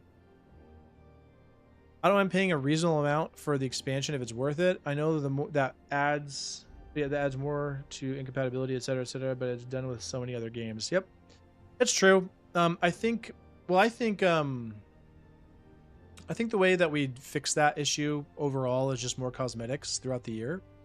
I think if you make more cosmetic packs and you create more opportunities for people to come back to play the game and be excited and invested in what's going on in the game periodically throughout the year, so like more cosmetic packs, just cosmetic packs at first, you then take that revenue and you maybe hire some more developers or whatever you need to do and put it towards specific projects like mod support, like a map editor, like any of those things.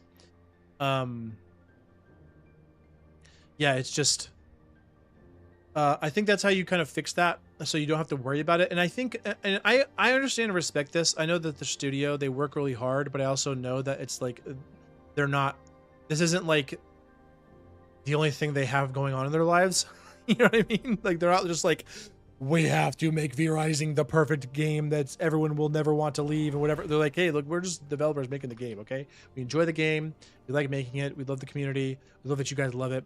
And they're making stuff, but I get that they have things going on in their lives outside of it. But I think I think the happy middle ground there is just making more cosmetic packs so that they can then take the funds and grow their team a little bit so that they can do both those things. So like, okay, yeah, maybe we're not going to get, live service stuff, which I don't even really want anyway, personally, like actual true live service, battle pass and stuff, get that out of my game. I don't want that. Dailies, get that out of my game. I would not want that in this game. But cosmetic packs and things like that, and then using that money to then like slowly add some really cool features. Maybe like new maps, for instance, like new, just entirely redesigned maps. Really cool. Have you seen the animated Castlevania show? It's so good. Oh, Kim, my friend, have I seen it? Are you kidding me? I love both of them. Castlevania with Trevor Belmont, fantastic show. By the way, if you guys have not seen that, it's amazing. Very brutal, pretty gory, so good. And then the most recent one, Castlevania Nocturne. I just finished the second season. Richter is like my favorite Castlevania character of all time. He's the first Castlevania character I ever played as, Dracula X on the Super Nintendo. And I was like, oh, he's so cool. I thought he was like the coolest guy ever. And then, yeah, he's amazing. And yes, Alucard was absolutely on Demon Time. Dude, the final part of season 2 was insane. Season 1, the final part was insane. The final part of season 2 was totally insane. No spoilers. But Alucard on the first series. The first series, Alucard was on Demon Time. He was on Demon Time in the first series. Maybe grenade launcher would be cool as a new weapon. Nightingale recently added one. It's mechanical and uses explosive bullets. Huh. You know, I think some way you could do that would be like, if people have talked about adding a rifle to the game, like you get for the Musketeers.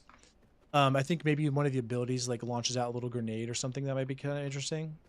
But a full-on grenade launcher spamming grenades makes me want to, I would just cry. Imagine a squad of 4 people just running at you or like backpedaling with Rage and Surge, Blood Rage Power Surge, and just like spamming grenades. You're just like, all right, I'll just go somewhere else. I'll see you guys later. We all say we want more Hallowed Mountains, like maybe a Nordic themed fortress. Anything in Hallowed Mountains. Make it gigantic, please. Look at all this room here. Look at all this room here. So much. They did add the game for console players. That is true. They did add the game for console players. Not wrong. Another avenue of profits is achieved. Now add some areas and let the game hype itself. Yep. I agree. Add more consoles, dude. And then make it cross-play. Make it cross-play. But make it so they can edit, the console players can edit their controller settings so they can actually have competitive controller settings. What do you think the new weapon will be? So, it's hard to say because there's the easy answer and then there's the I have no clue answer. So the easy answer is this. Back in the Gloomrot patch, some people, there's a YouTuber by the name of Redlaugh. If you don't know him, shout out Redlaugh. Go check his content out. He's like one of the OG content creators for V-Rising. Him and like So Bad Strange were just cranking out V-Rising content back in the day. So, I was a very small fish back then. I'm still a very small fish, what I'm even saying. But you know what I mean? Like, not many people even knew that I even existed back then. And I was kind of just doing it for fun, making like boss guide videos. While I was doing that, they were actually making like full content and playthroughs. So Redlaugh actually found in the game files, there was a rapier and there was a dagger. And the rapier was super cool. It was kind of a mix between like sword and spear, where like you would, the sword where you would like hit somebody, you would like dash away and hit them and recast and like lunge. So it was like a parry riposte kind of thing. And then the Q was basically just Thousand Storms from the spear. Yeah, the asset's already in the game and using it and the animations are already like somewhat in the game. So I could see them adding some kind of rapier. And then the Necromancy dagger was actually a spell casting dagger. But it wasn't, you couldn't tie spells to it, but it threw out like Corrupted Skull. And I can't remember what the other thing was, but it was like Corrupted Skull and maybe Bone Explosion, something like that. And that was the first time people were like, wait a minute, spells on weapons. And we were like, that would be so cool. That's why in one of my recent videos, I mentioned like I thought it would be cool if there was a spell staff of some kind where you could tie spells to the staff. Like you could infuse or imbue the staff with a specific spell, non-defensive ability. You can't put stuff like discharge in it. So that would be stupid as crap. But like if you wanted to have like an ice staff where you put like an unjeweled frost or ice nova and an unjeweled frostbat or crystal lance or whatever, you could do that if you want. And then it would share weapon skill cooldowns. So like your E and your Q, right? They would share weapon skill cooldown. So that would be pretty cool. I think that would be, I think those are, that's my guess for the most likely additions, are those two.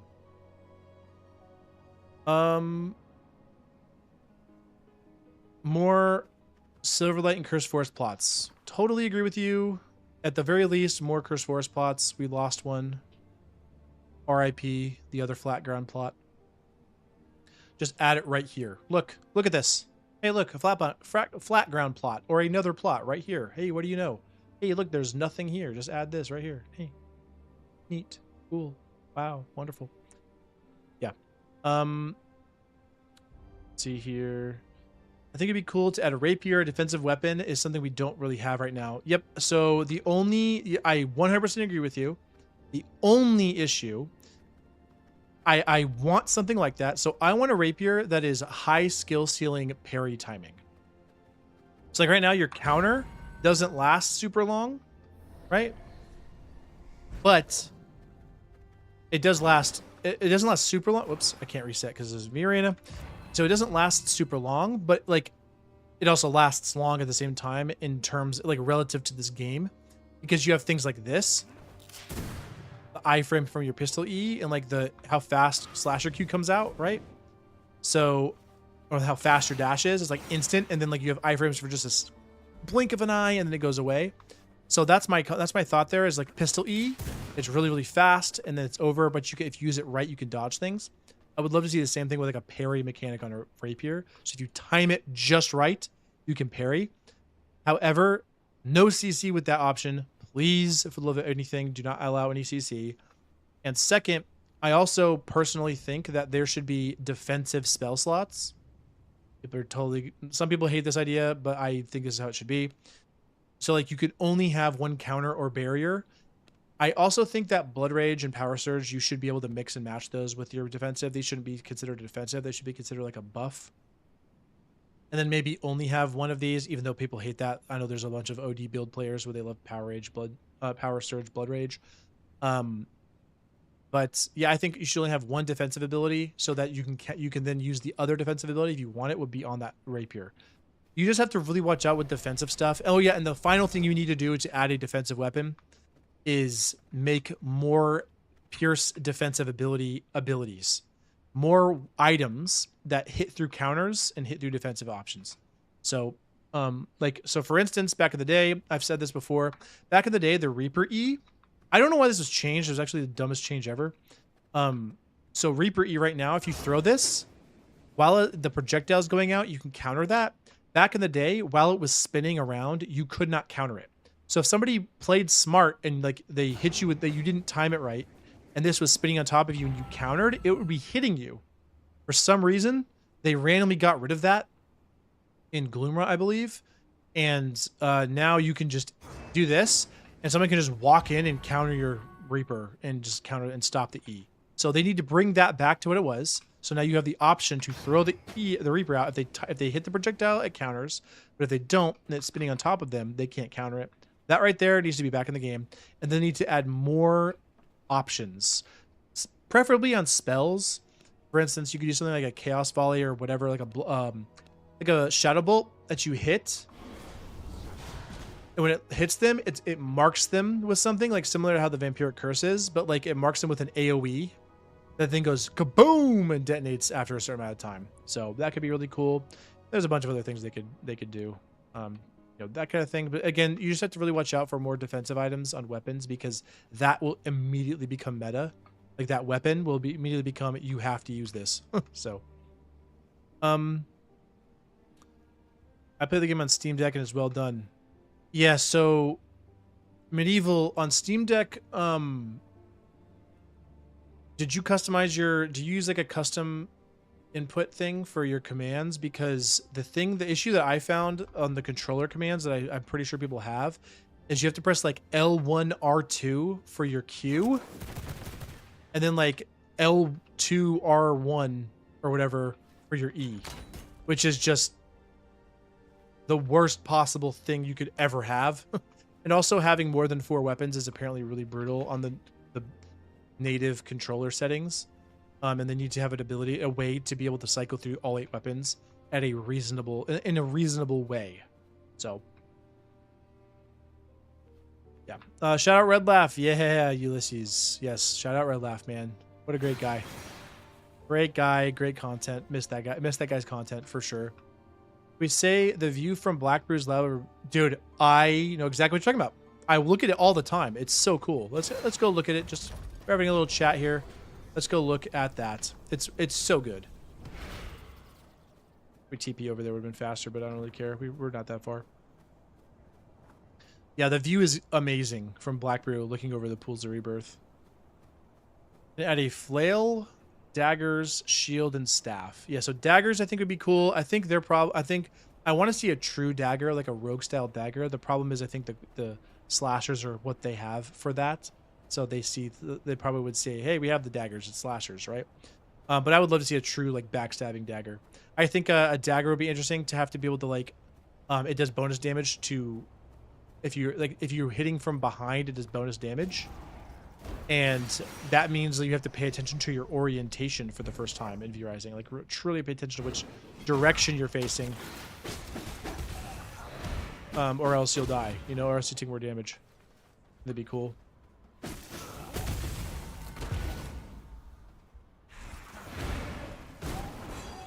This right here is what you're talking about. Look at that view. I also love this view of like all the pipes coming out and just spewing all the disgusting acid and mutant grease and things into the pools of rebirth. Such an awesome view. One of the coolest spots in the game, in my opinion. Like, this is so cool. No, I don't know if there's any other view like this in the game, honestly. I mean, this is by far the coolest view in the game, I think. We'll go bat form on the outside just so I can show you guys.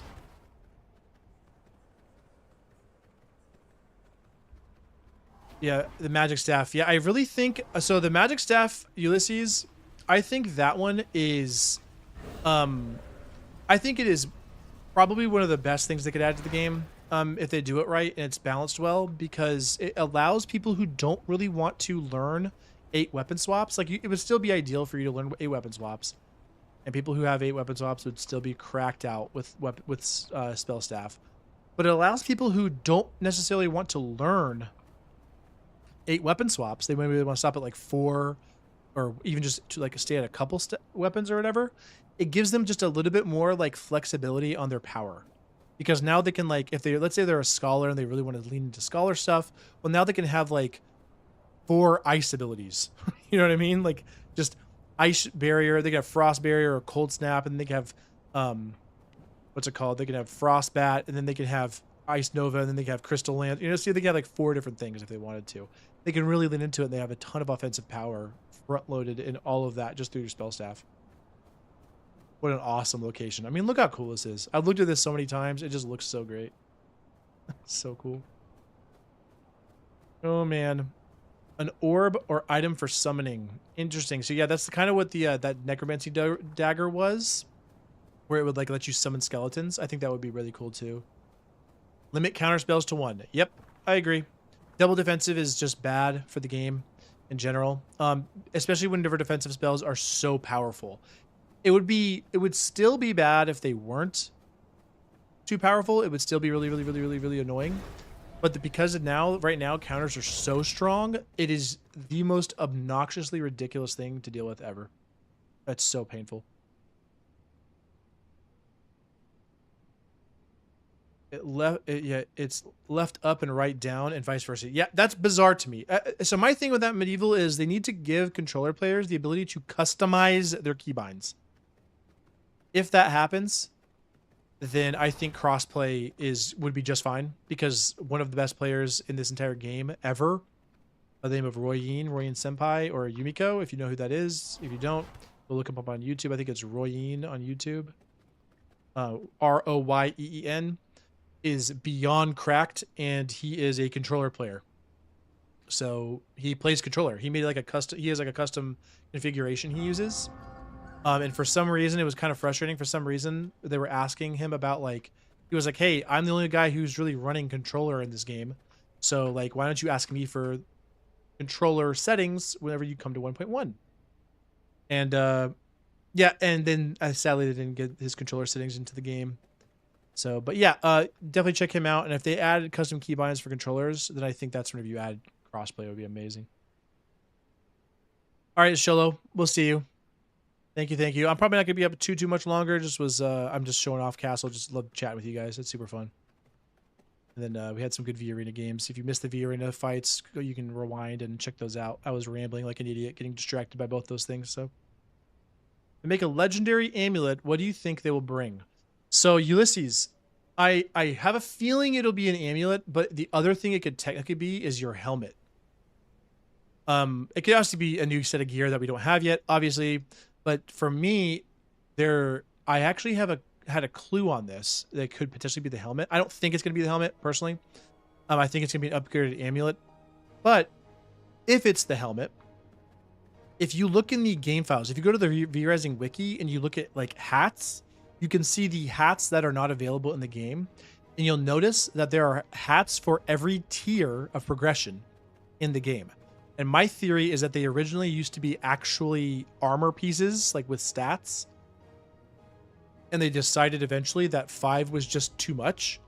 And they removed that and they just made it the hat system we have currently in the game. So obviously, they could rework that and make it so suddenly we have the ability to have hats. But I don't feel like they're going to do that. I think 4 items of armor is good. I think it would feel awful to have 5. Which is why it's leading me to believe that they're doing the amulet. And I'm pretty sure they even mentioned the amulet at one point was going to be the next thing. I'm pretty sure they did. So yeah, amulet. What could they do? What will they bring? I don't know. I truly don't know.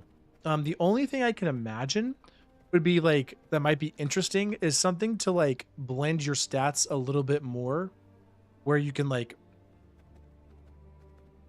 I don't know. It's hard to say, but something that you can like customize or like blend your stats a little bit more where like this one is just like only move speed, but maybe it's like, okay, we'll do one where you can have like two items or 2 things on it. So you have like your move speed and then you have like HP or something. That could be an option. Sorry, I'm coughing my head off. That could be an option, but yeah. I'm not 100% sure. It's hard to say because the thing that I've always had a hard time to doing in this game. It's easy for me to think about like theory crafting on spells and potential abilities that they could add to the game, but in terms of stats, it's always so hard to wrap my head around to see like what new stats they could bring. So for instance, one of the things that I've been annoyed at since 1.1 is the amulet of the Crimson Commander. This thing is terrible. And it should be good, and I wish it was cool. And I was like, oh man, weapon skill life leech. 6% weapon skill life leech is nothing. That is like garbage, right? But here's the problem. If you make that higher, it's too OP. If you made that 10%, it's way too OP. Your spear Q will heal you for 20 HP or more. And then like that's if you only have that. If you have like armor type, your spear Q is healing you for like 50 HP. And then like you combine it with red twins. Right, and you have 11%. Like even just now, you combine it with red twins, you have 11% life or weapon skill life leech. Imagine if it was 10, you have 15% with red twins. You're like, oh, I'm getting attacked. Let me just throw my E real quick into like a group of mobs, and then you just heal for like 150 HP or something. You're like, okay, so they can't make this higher than it is because it would be broken. So I was always like, man, just make it some other stat. But then I went through all the stats and I was like, well, what would you even make it that wouldn't be broken? Like in the current version of the game, like damage reduction would be busted as crap. That'd be so strong. Pretty sure we used to have that, but I could be wrong. Sorry, my brain. I think we did used to have that, but like damage reduction might be a little too crazy.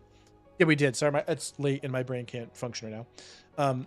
But yeah, so I've always had a hard time thinking of different stats they could add, and that's one of those things that I don't know. I just it's hard for me to figure like what exactly they could add to it. Other than maybe like improving skills that you currently have.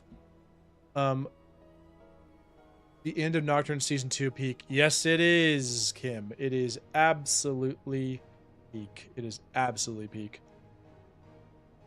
What I was doing after doing a hardcore server. Yeah. Daggers. Sorry. Daggers as in throwables. Oh, interesting concept. Make them explode. Ah, like kunais. That'd be super cool. Such a cool view. Yep. View's the greatest. Throwables like Elden Ring. Interesting. Interesting. Yeah, true. Throwable daggers might be interesting. Also, think it's cool that you can see the winged horror over Drax demise. Yes, you can fly over and see him. That's really cool. What about a spell book as a new weapon? Interesting. Yeah, something like that would be cool. That would be really cool. Need more Gloomrot cosmetics and more workbenches from them would be amazing. Yep, that would be cool. Oh, imagine you could like customize your workbench cosmetics. That would be pretty cool. Found out about this game from the Iron Pineapple. Finished my first playthrough with my brother. This game was fun. Yep, Kim, it's super, super, super fun. And my whole thing is that's why I love PvP for that purpose. It just is a totally different beast with PvP. Super fun game though. Then he was playing a modded Skyrim with Gamepad plus. It would make this game so good on controller. The double triple tap bottom bindings and holding and combining buttons for new bind. Yeah, that's true. Like holding it for a different thing would be super interesting. Like holding the binding down so you could like bind two things. Like you press for one thing, hold for another would be interesting. That'd be super interesting. Why not better cloaks that add more stats? You know what? You're totally right, Medieval. For some reason, my brain just forgot about cloaks. You're actually 100% right. I think also like being able to imbue your cloak with something, that would be really cool. For instance, I think once we get the Cloak of the Forest, it should be like an enchantment on your cloak where you enchant it with like wearing your cloak and then you create like a little potion that you right click and apply to your cloak to have it on. And so that way you don't have to swap between the two, because I find it very obnoxious to do that. I would pay for someone to mod Alucard's moves into this game. Yes, I agree. I agree, Kim. You think slashers as a weapon are useful, and if so, how? Slashers are ridiculously useful. So they actually are. It's very interesting. Slashers are a super interesting topic. I've had a lot of PvP discussion on this. In some ways, people in PvP on the PvP side, there's some people who don't even run slashers, but they keep them in their inventory so they can literally just swap to slashers. Like they're doing this, and they just go so they can queue. But for me, I find slashers, I think they are incredibly strong. They're very, very useful. The two biggest things about slashers is the Q is an iframe, meaning you can use it to dodge things. That's a huge part of it. That's a huge part of why they're even used and good. So if you're, especially in PvP, even in PvE, but in PvP, you can use them like, let me put these slashers on. So you can do stuff like this with slashers. It's a wall bounce, right? You can be right here and you can just bounce off the wall. And that's when I say iframe, it means you're invincible sleeper. Meaning that you can't be damaged. So if somebody comes at you with a merc charge, you can iframe out of it with pistols. And if you time it early enough, you can slash your Q away from it. So, which is obviously really super, super, super important. However, if you space well, sometimes you don't need to do that. So that's why some people have a problem keeping slashers on their hotbar. And then second thing is the E is super strong. Obviously, the stealth gives you huge move speed. It also helps breaking line of sight in team fights. And then also the incapacitate is stupidly long. It's the longest incapacitate in the game. It just lasts for 1 billion years, which allows you to set up things like spear queues. And then there's also the Wings of the Fallen that has like a different version, but it makes you go really, really fast. Anyway, yeah, so in my opinion, they are very good. In my opinion, slashers are like a key thing to have on your hotbar. Some people, if you're good enough to inventory swap to them and you only use them for the slasher Q, by all means, do that. The other thing people will argue is the E is good, but it's not as good as regular whip E. Sadly, my whip E got like stolen somehow. It was it's a long story, but my whip E got stolen. Sorry, my basic whip got stolen. I dropped my inventory while I was right here. I went like this, and somebody came up and stole my whip, sadly. Very sad. I pressed that on accident, and I was like, no! It was like a perfect whip, by the way. It was amazing. But anyway, yeah, so people will argue that slasher E isn't all that good because you can just whip E people and entangle them, and it does basically the same thing. But I don't know, slasher E, I actually like it more than whip entangle, personally. What's your favorite bit of lore? Probably Styx. Probably Styx's lore. This dude's a Giga Chad right here. Legendary vampire from the age of Dracula, who was reawakened by the call of the immortal king. Styx is like the coolest guy for me, especially whenever he was like roaming Curse Forest. Just like this idea of this guy who's like, he feels like he failed, you know? Like he feels like he failed the whole... I actually don't remember. Did they change this lore for 1.1? I actually don't remember reading it. I haven't read it since or whatever, but I want to say he used to be like... he was like super salty, essentially. He felt like he had betrayed Dracula or something because he wasn't there to save him whenever he died to Solaris. And so he was like, just like roaming around. And he'd come back. He came back to Vardoran or whatever. He stayed. He was one of the only generals who stayed in Vardoran, waiting for, or like preparing the way for Dracula to return. So,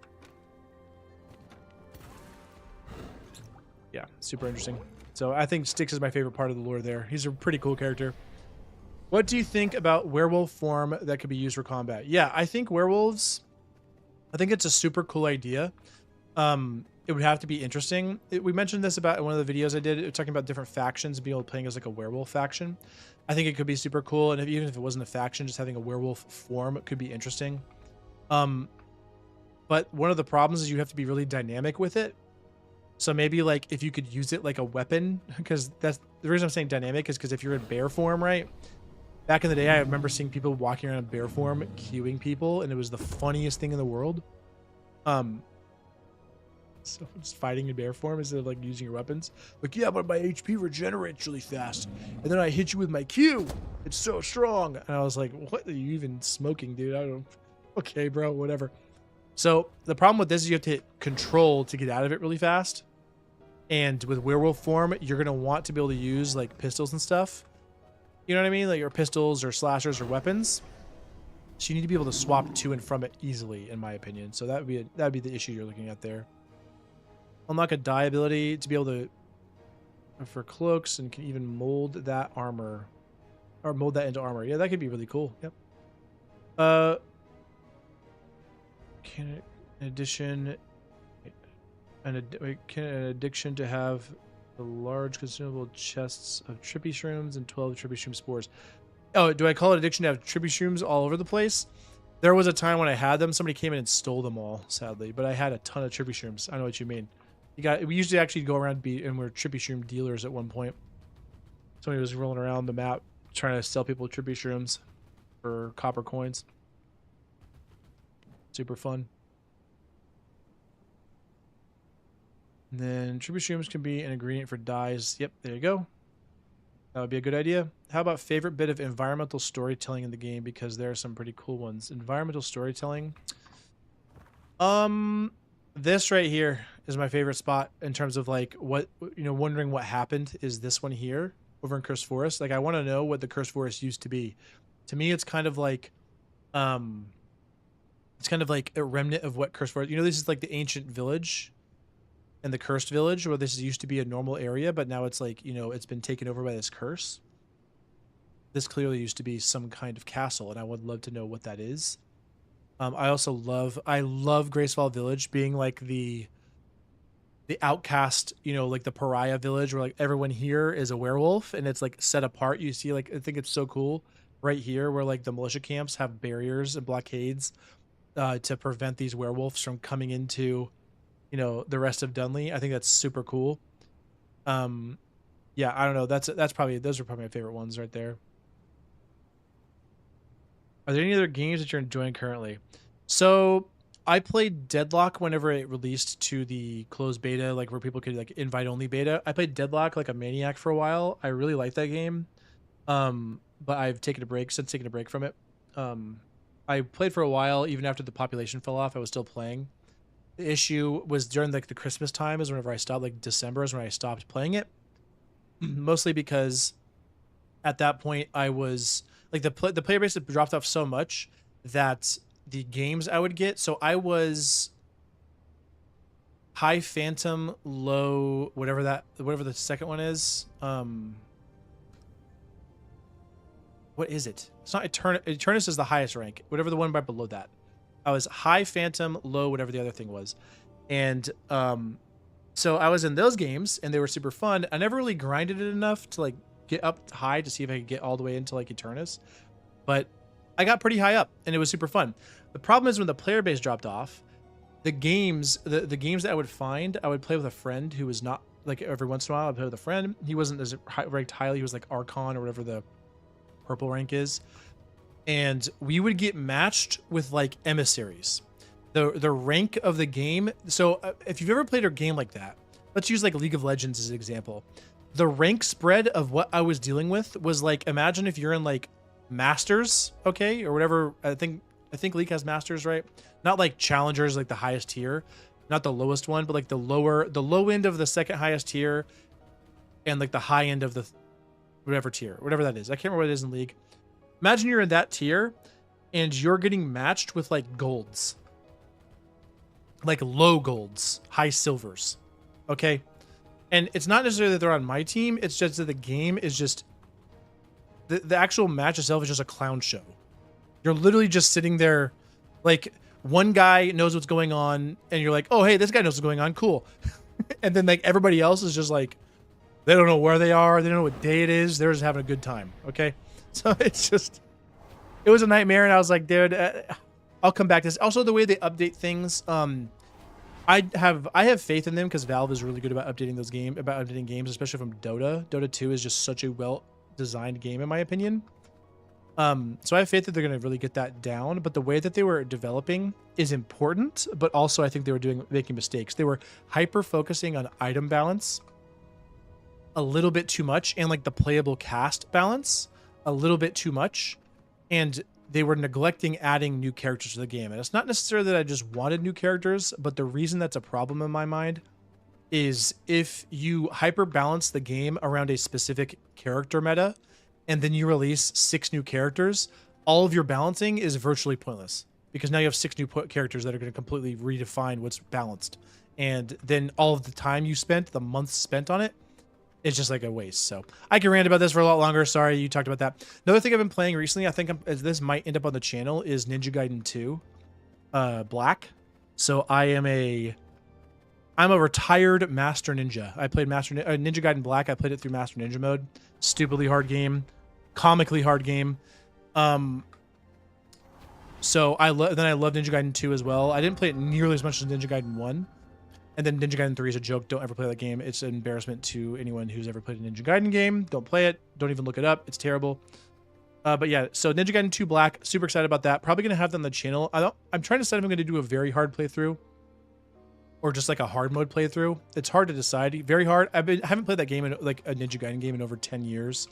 And if you've ever played Ninja Gaiden, the hardest difficulties are obnoxiously difficult. Like they're so hard. And I'm like, I could do this, and I know I can because I've done it before, but do I really want to spend the time dying 50 times, or do I just want to do it on hard, have a really good playthrough, have a fun little mini experience for you guys, and you guys can see how fun that game is. It's such a good game.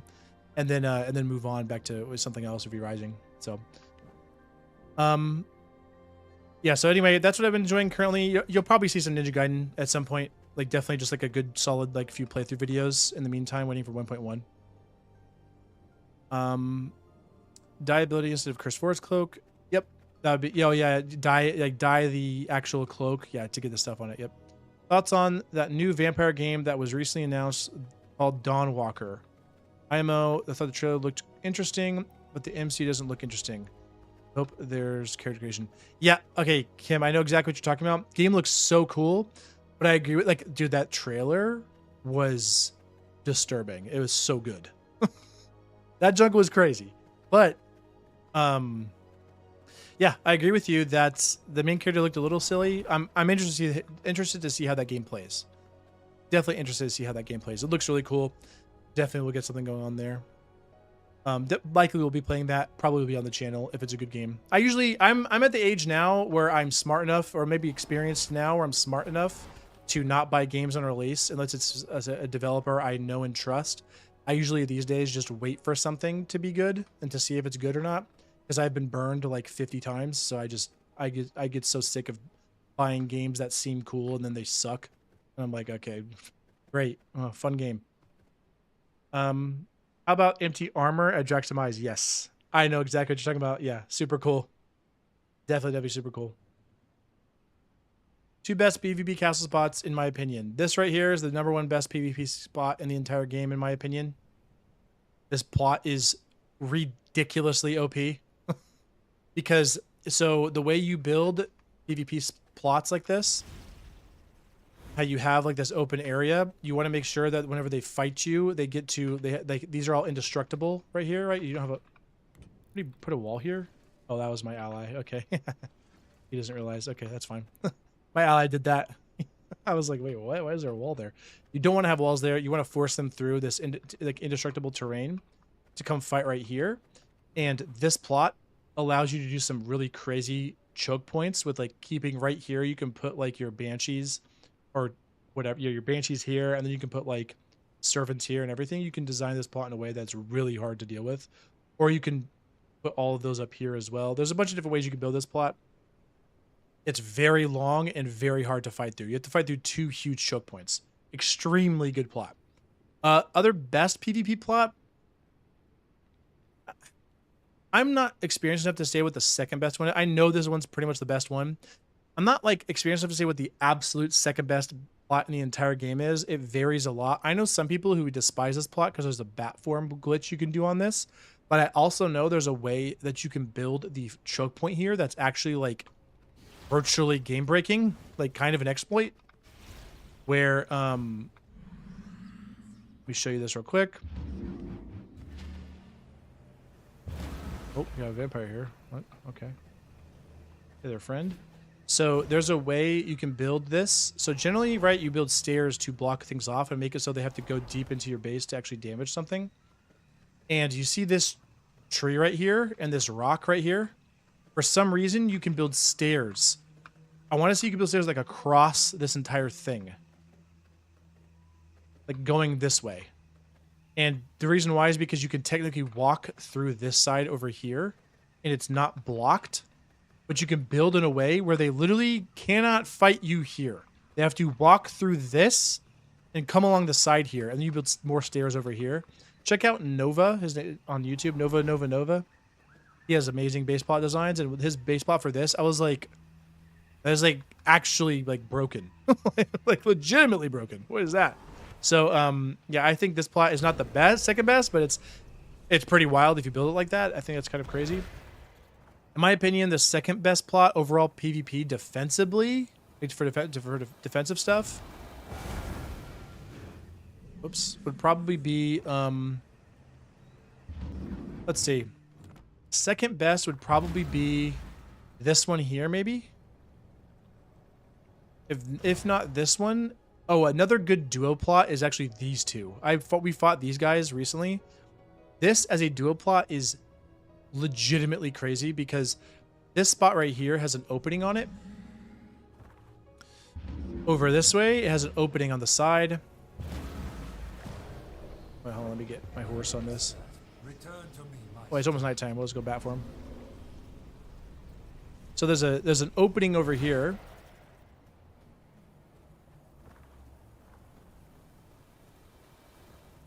There we go. Look at that timing. So right here, this is how they set this up. You have banshees. You can also put servants over here if you want, but you have banshees right here. And then you have this right here. The way they set this up is cracked. So look, they have a staircase here, staircase here. They have this staircase to block, so you can't stand here and spam. You can't stand here. You can stand like right here and spam, but then you're open. And then you have your servants, everything here. There's banshees over there. But then you also, while you're down here, they also have the secondary banshees and secondary servants right here. So this base plot combination is insane. This base plot can do the same thing right here and here. Super, super strong. Oh, whoops, I forgot there's like lightning in the zone. And then another really good one. This one's insane as well. This one's ridiculous. This is such a crazy plot. It's so long. Like going from here to here is just such a huge raid. And then, oh, this plot is ridiculous as well. This plot's really good. I didn't realize how good this was until I saw Nova's video, where he basically just honeycombed this whole thing with door frames and like staircases down in this floor. And then up here, he puts the heart over here. So they have to fight like, it's like it doubles the length of how far you're going because it's diagonal. It's not just a straight shot. So they come in like this and they have to go like over one, down one, over one, down one, over one, down one, like that to get to that, to get to the heart over here. So this plot's crazy. This plot's insane too. If you make sure you don't get jumped on this one, or don't get jumped up on that, if you build it correctly. This plot's also just gigantic for the same reason. So anyway, yeah, there's a lot of plots. There's just really good ones in every zone. So I highly recommend you check out I highly recommend you check out I went the wrong what am I doing? How do I go here? I highly recommend you check out Nova's video to showcase that. Oh, I totally forgot about the slashers. By the way, you can press slasher E to drop boss aggro and give yourself huge iframes. Whoever was asking about slashers, Sleeper. Okay.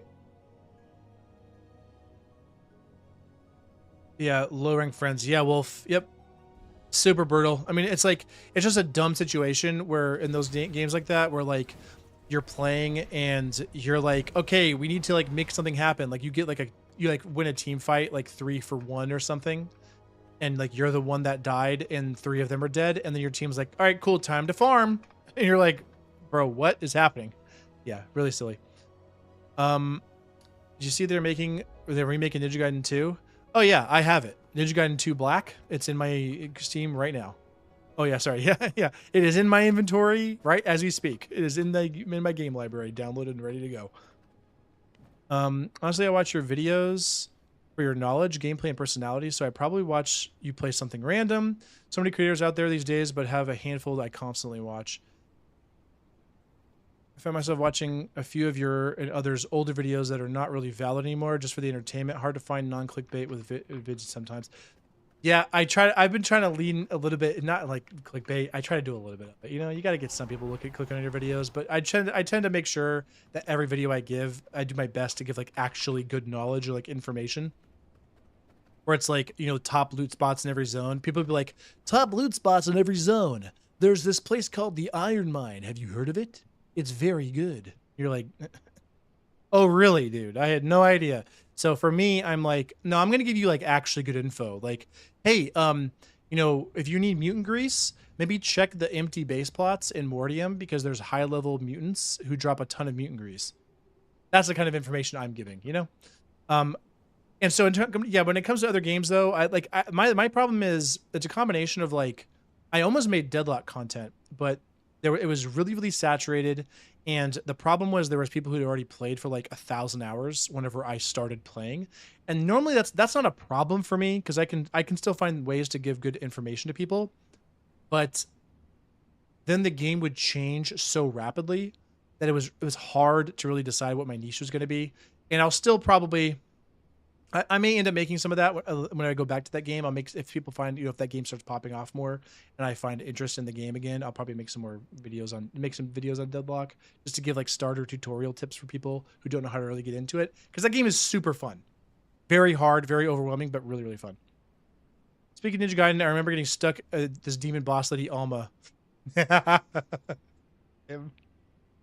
Oh boy, I know exactly what you're talking about. Alma is the bane of everyone's existence. And whenever you go up on difficulty, Master Ninja Mode, Alma is the dumbest thing you've ever seen in a video game. People like talk about Elden Ring and Dark Souls. I am here to tell you, Elden Ring and Dark Souls are not difficult. I know I just said that. People are gonna be like, oh, yeah, they are. No. I'm telling you, Elden Ring and Dark Souls, compared to Ninja Gaiden 1 Black on Master Ninja Mode, are not difficult. Alma is the dumbest boss you've ever seen in your entire life. Imagine if, like, you attacked the boss and 75% of the time you hit it, it did nothing, and 25% or in 20% of the time you tried to hit it, she dodged. So she either literally waits for you to attack and then dodges the move, and then the other times that you actually like connect, it does 0 damage. Like just does no damage. On Master Ninja mode, that is Alma. And then she throws and hits you with these pillars, and you die in like 2 hits. So that's Alma, and that's just one of the bosses that's bad. And there's like 50 of them on Master Ninja mode. Very, very, very brutal. Sorry, I know I'm just triggering people. People are like, oh, but Dark Souls. I'm like, no, trust me. It's really brutal. All right, Ulysses, have a good one, man. Have a good one. I'm probably heading out just a little bit as well, but have a good one, my friend. What do you think about double servant bases? It's dumb. It really is dumb. I mean, it's part of the game, and that's what it is. But I personally think all clans should be limited to 1 castle heart. I think just base, that's how it should be. Yeah, base, that's just what it should be. Like, you should be able to not have 2 castles. Maybe in a squad server in some ways, but even then, no. I think even squad servers, I think it should just be limited to 1 castle per squad. And that's just how it is. Yep.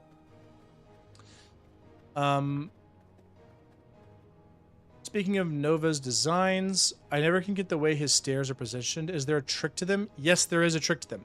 So one of the things you do on some of his staircases, there is definitely a trick. One of the things you do on some of his staircases would be this.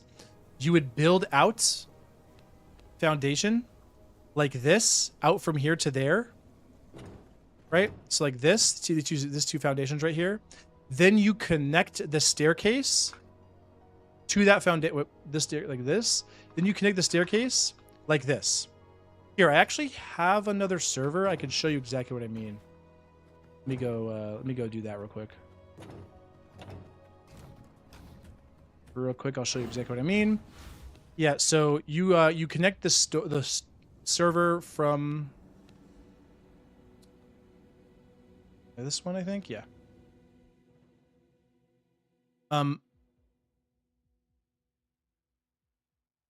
Sorry, I realized I skipped yours. Ever thought of just making a video placing the various bits of lore together, or stream of you doing it? That could be cool.